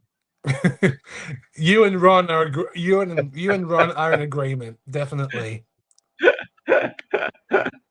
Yeah. Oh, it's a shocker. It was really funny. A lot of people don't realize this, but Death Wish 3, in its Australian release, that was actually the American network TV version, and it was cut even more and got an R rating. Damn. American television version. Good Lord. We got a lot of those down under. Hills Have Eyes, that was another one. They just kept going through censorship for years and years and years, could never get a rating, and then eventually they got the American TV version, and it still got an R rating. So, yeah, it's a whole other story. But Death Wish 3 was really funny because I remember going to see that, because I think that was the same year as Lifeforce, 85. I think so, yes. And I remember, and there were protesters. There were actual protesters outside the theatre, and some of them had come in. And I remember exactly what theatre it was in. It was in Hoyt's Entertainment Centre, Cinema 3. And I came out and had people holding signs as we're coming out of the cinema. And I just remember, and they're going, "Oh, there's violence in cinema, and blah, blah, blah." And I just said, "You do know that this was a TV version." And then I walked off. Now back to Lifeforce. Danny, when you first saw the name Douglas Smith in the credits of Lifeforce, and of course I know you being a diehard Star Wars fanatic, when you first saw it, did you realize that it was Douglas Smith or no? I think it was John Dykstra, the special effects guy. Yeah, John Dykstra. Yes. Yeah. Look, John Dykstra. I mean, when I saw that guy, his name in the credits, straight away I had visions of Star Wars, because he started up, or he helped bring up Industrial Light and Magic. He worked on Star Wars. He worked on Battlestar Galactica. He actually first worked on the movie Silent Running with Bruce Dern. Remember that one? Douglas Trumbull. Effects for that. So when you see John Dykstra's name there, you just go, "Shit, this is going to be great," because this is going to have some great effects. I only saw visions of the space shuttle and some effects in the magazines, and then I saw, and there was a magazine. There was a little booklet called Cinemagic. I'm not sure if any of you. Brilliant magazine, yeah. Yeah, it was a little magazine that came out once every 2 months. I think every issue is archived on the Internet Archives. Look at that one there. Oh, Take a look. It's called Cinemagic. Yeah, it's just a behind the scenes look of how they did all the special effects for. There was Cinefect. I'm thinking Cinefect. Cinemagic was Don Dohler's great mag. They're both. I think they're both up there. But yeah, Cinefex is the really glossy. Yeah, the really glossy. They interview like everybody, whoever handled an effect ever. Yeah. But Cinemagic too. Yeah, when I saw John Dykstra's name in there, I just went, "Oh wow, this is going to be a treat," because I tend to look at the credits as well too. So when I go to watch a movie, or I'll actually sit back and watch the whole credits till the very end because I like to see who got involved in the film, and that way down the track later when you're sitting back and you see someone in a poster credit, effects by John Dykstra or this guy or that guy or this person. You want to support these guys because you love what they do, and you go to the box office and you watch the movie. But back in the day, you go watch the movie. But now it's all changed because movie cinemas are very limited, and everything's kind of like hitting the streaming. But all the movies I love come back on physical media anyway. But when I saw his name, I was going in for a treat. And even the special effects guy, what was the guy's name who did the effects for Lifeforce? But just watching the behind the scenes, there was I saw sequences somewhere online where they did the bladder effects for the dummy that laid on the table. Oh, what's his name? May I think it's someone Maley. Nick Maley got here on the back of the case. Yeah, they did the effects. Yeah, and that sequence of the zombie lady laying on when they found her in the park, they put her on the autopsy table. They had about 15 people operating that whole body, the whole mechanism. So one person's doing the hands, one's doing the eyeball, one's doing the mouth. Yeah. They're all sitting there doing that, and it's just amazing how they did all that, because no CGI. This is all just prosthetic makeup. This is organic. No. It just looked fantastic, and to me, it just had Return of the Living Dead written all over it, like with Howard. Oh, absolutely. You just had that. You just had that feel, and it just felt, it looks a bit. Doesn't look, how can I say, 100% real. It's not meant to. It's obviously what it is. It is what it is. But yeah, you're in for a treat, and it's just one of those movies where that's why I love it. I love the charm of it. I love what it is. It just takes me back to that 1985. Like I watched the Hammer films back in this, when I was a youngster back in the mid 70s. I was enthralled by watching all those movies, and it just grows in you. And each decade has a movie that's certainly kind of affects your life, if you know what I mean. Yeah, of course. Yeah, but having these industry people there, and being in the industry myself, as not so much special effects, but as a filmmaker and working in the industry, TV industry, you tend to follow these people because a lot of these guys do move around and do stuff on television too. So it's not just film, but it's also TV as well too. And but no, it's when you see people's names in there, you definitely follow them and you go, yep, you're in for something. Yeah, it's like family after a while. Lifeforce, and as you said, Jerry Goldsmith's amazing score on King Solomon's Mines. What did you think of Henry Mancini's awesome score for Lifeforce? Well, I have a lot of Mancini scores in my collection. Mancini's usually known for the lighter, Pink Panther-y stuff, etc. Lifeforce is just a wonderful, London Symphony, just huge score, and I really like it. Really like it a lot. I mean, I got the soundtrack, etc. I love it. And I will say this though, just before we go, is it US theatrical, the shorter cut? Is that what they call it? Look, as much as I love Mancini's big opening title score, where we've got this title sequence that seems to go forever. Wonderful. But the shorter version of the film, I much prefer that it just goes boom and gets straight into it. Yeah. So there's no sort of preamble and just dragging everything out. There's somewhere between that shorter theatrical version and that international cut is a better film. I know I've watched them both many times, and being an editor, I can see, that's repeated information or that we can get via the visuals. I'll probably at some point do a fan edit. There's going to be a better film between the two, he thinks. But that'd be good. Yeah. Only done a few fan edits, but yeah. And I saw the one you did on for 2001 and 2010. That was a great edit, and Ghost of Mars. They were great. They were great edits. No, cheers. No, appreciate the appreciation.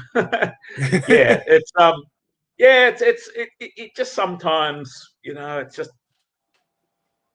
just difficult, for a filmmaker to see beyond or just to step outside the box and look back in. They're so tied up and everything, and they can't see stuff that other people are watching and going, do we really need that? But definitely with Lifeforce, TriStar, I think it was the company that released it in the States, and I think TriStar, obviously they had execs or whoever who just thought, no, we need to have this cut down, it's too long, and they were probably people that really didn't have a real clue about how to make it better. So they just did sort of just swathes of stuff just being cut or being rearranged or what have you. There's definitely a better version between the two. Also, just one last thing, and I just thought this was interesting. Did you know Matilda May was the star of an Australian film? Which one? Isabel Eberhardt. It was directed by Ian Pringle, who was the producer of Romper Stomper. It was made, I think, 91. It stars her, Checky Cairo, and Pedro too. Wow. Impressive. I didn't know that. Yeah, a lot of people don't. I'm not sure how much of a release it got. I honestly don't think I've ever seen it. But, yeah, Matilda May came here a few years after Lifeforce and made this serious historical piece. Nice. Great info. Thanks for that, Tone. No worries. When I got to know the man who shot Death Wish 2, Richard Klein, the cinematographer, did a lot of stuff for, did The Mechanic for Michael Winner, did 8 films for Winner. He did 8 films for Richard Fleischer, did Mr. Majestic, and he did Soylent Green and Mandingo and all this. When I got to know him, he was just amazed that, I can't believe you know all these. I know all these movies. You're like the prodigal son in my family. I had to tell him that was back when movies, it said director of photography, Richard Klein. I said your name was bigger than the screen. I said back then, that's they really credits were. It wasn't just get it over with and contractually obligated credit. This was the director really wanted to show off and the studio wanted to show off the talent. I said you're like family to me. I've just been waiting to actually sit down with you and talk, but my whole life. But so he couldn't believe it because it was still his life and it was just jobs, But he had. I said,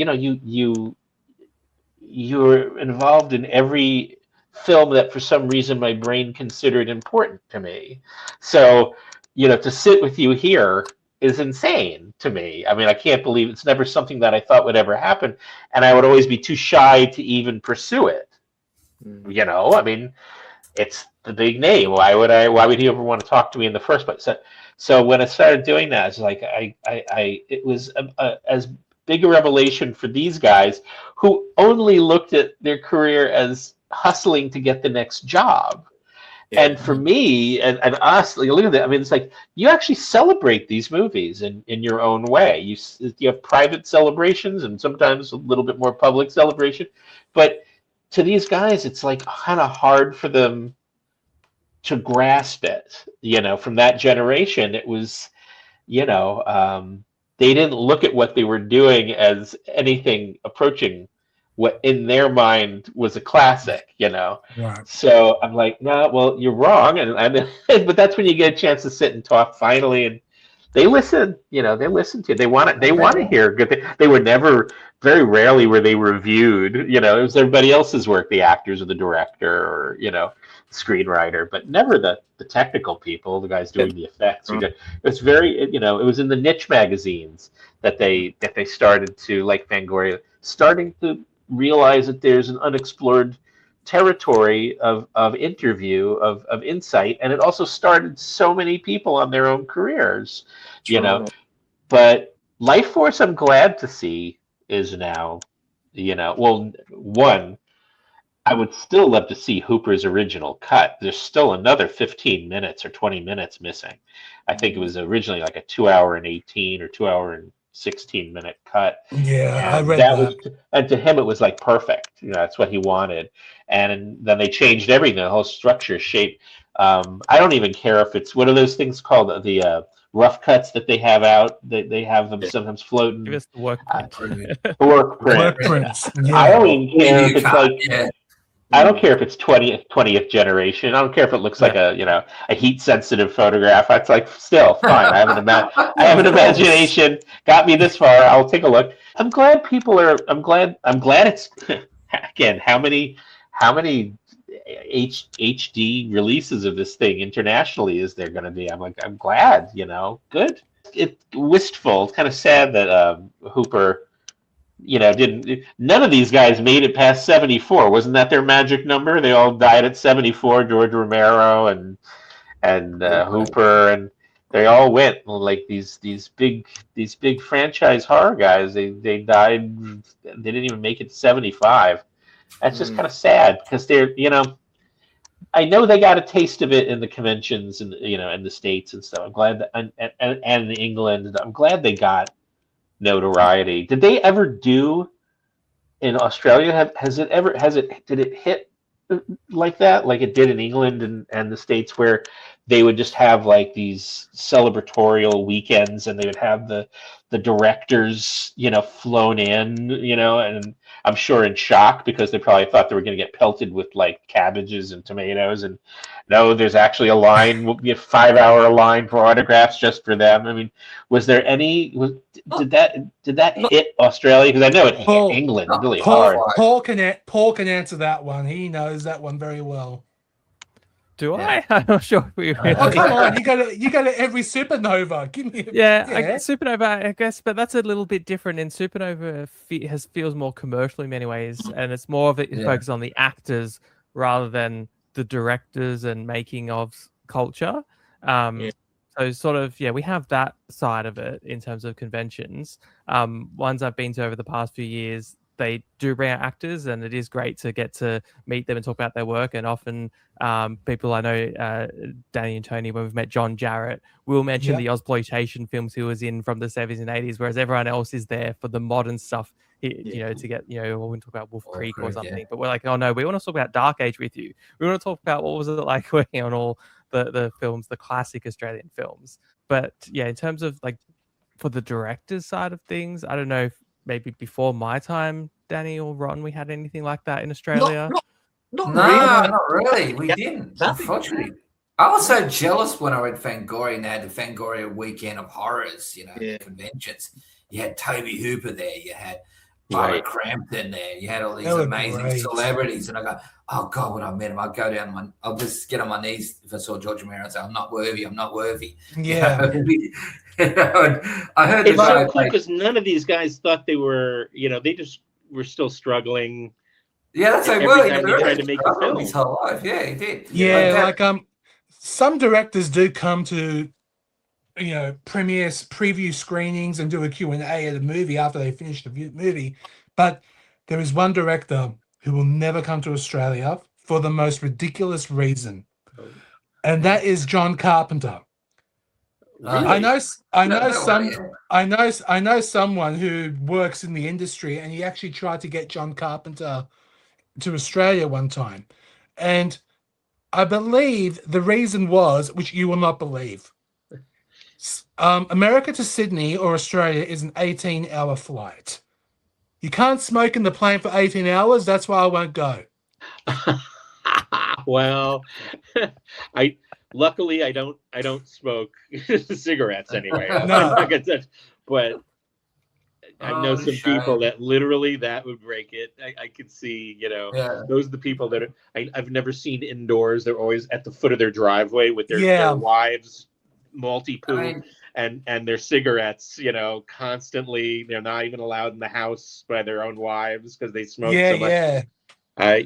That's a chemical problem, so true. I guess so.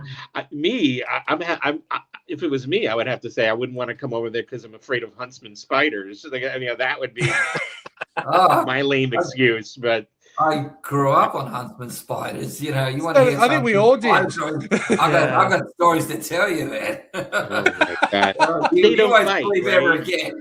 They're sweethearts. They don't bite. They try to look tough. They try to look tough.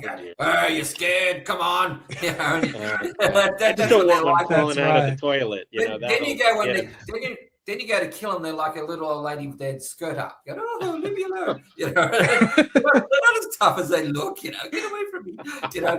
But then they'll crawl up on you suddenly. So you got to be careful with these guys. They can get really vicious. All right. So that's enough to scare you off.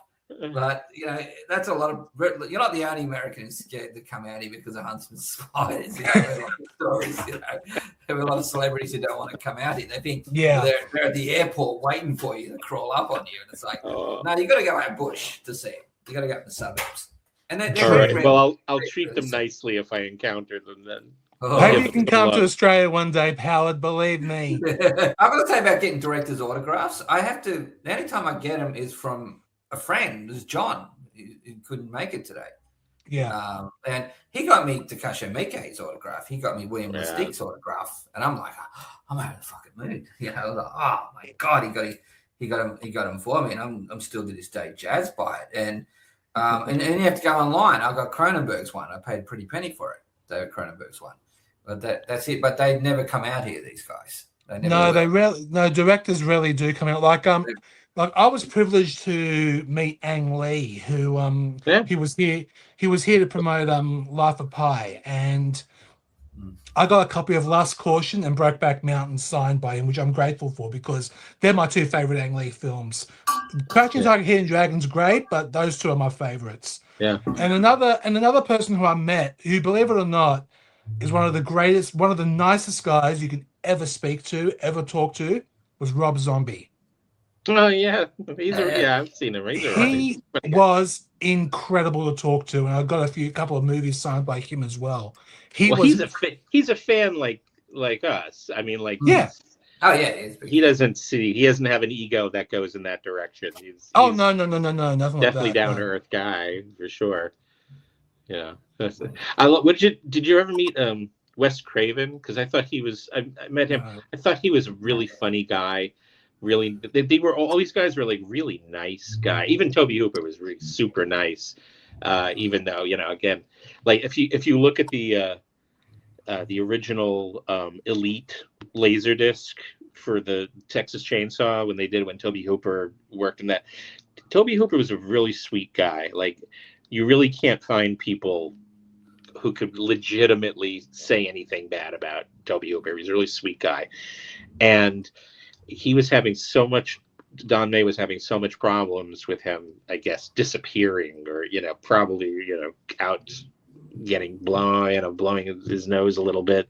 If you look carefully in the credits of the Elite disc and then the subsequent like MPI using the same master, whatever, I'm acknowledged in the thing because when Toby wasn't available, they would call me, ask me, well, how is this supposed to look? How does this look? Because we got to get this done.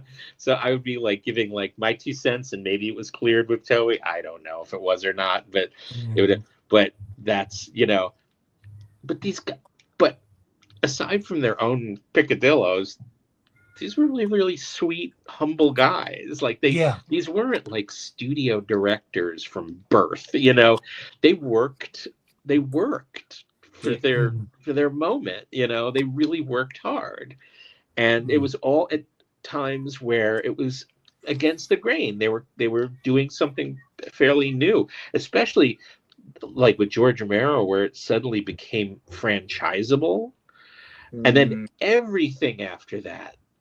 Chainsaw, every horror movie that was potentially, a good for a revival, they realized because of George Romero's success doing legitimate new looking sequels without repeating the same, all of the same story.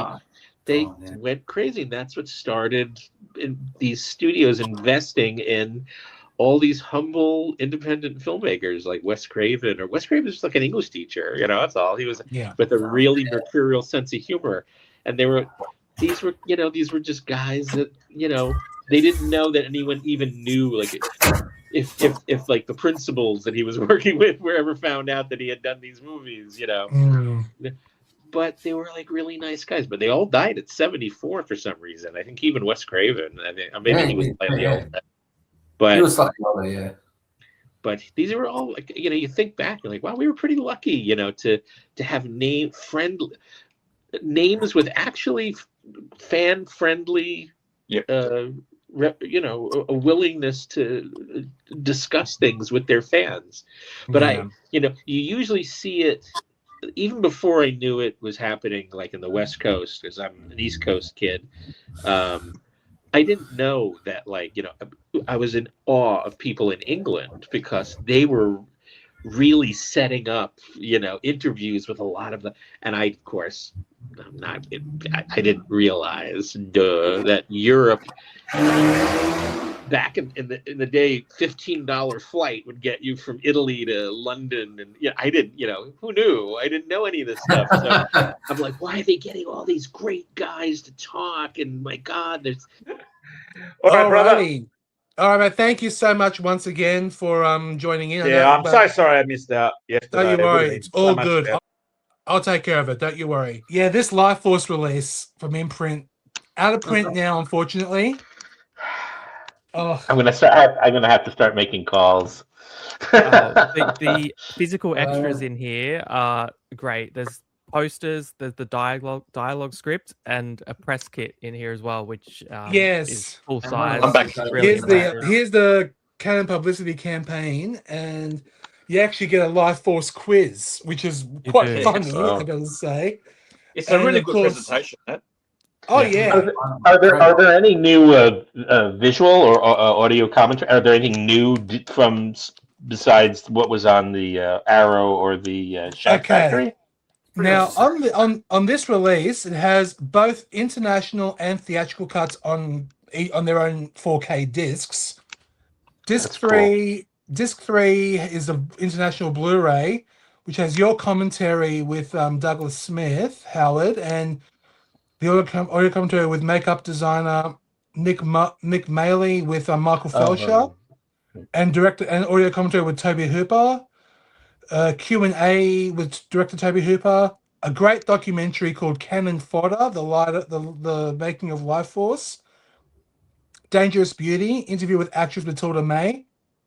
Of course, Space Vampires in London interview with director Tobe Hooper. Carlson's Curse, an interview with actor Steve Railsback. Stills Gallery, TV spot, and trailers. And disc 4 includes the theatrical cut on Blu-ray and an interview outtakes from Mark Hartley's Electric Boogaloo documentary featuring Tobe Hooper, Armstrong, Grover, and Messenger. So yeah, there's actually quite a bit here. But of course, I don't know if I can show it, but this is what it looks like that. Oh, this is it. Oh, it has one of those. I don't know what you call it. It has one of those. Was it like holographic or something like that? What is it called? It's a strange kind. Cool. So you take her off. She does a strip show. So if the way they did this, and it is great, but of course it has the script, the long version script. So this is amazing. Dialogue script. The dialogue script. That's right. But it wasn't the original draft, one of the earlier drafts. So okay. Well, it's from well, this is it here. It says 1984 by Easdram Limited, produced by London Cannon Films. From this is it here. This is what it says here in the front. Right. And yeah, that's basically it. We better wrap this up. Because I don't know, technical difficulties from both ends is driving all of us nuts. Yeah, this imprint release unfortunately has sold out from the Imprint Films website, but I am sure that you can find it in other retailers. But what an episode! What a recording this has been, and I can't tell you how grateful. I'm very grateful to all of you joining in. Of course, Ron, I know you're a huge fan of this film. I had to have you on.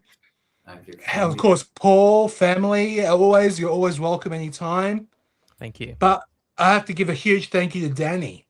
First time on the show. Congratulations, awesome. Thank you for being gentle with me. No, of course. Did you enjoy yourself? No, it was great. I had a blast talking about this. I mean, I could go another hour or two talking about this movie and about other stuff as well too. So it's we could. Fantastic. I'm really thank you very much for getting me on board and having a chat about the film and absolutely just brings back great memories, you know. Yeah. Thank you. And of course, it's good to see you again. I'm glad to see you again. You too. And of course, our very special guest, Howard S. Berger. Thank you for joining in. Thank you guys. So glad you enjoyed it. No, great. Really, always good seeing you guys again. And Ron, great meeting you.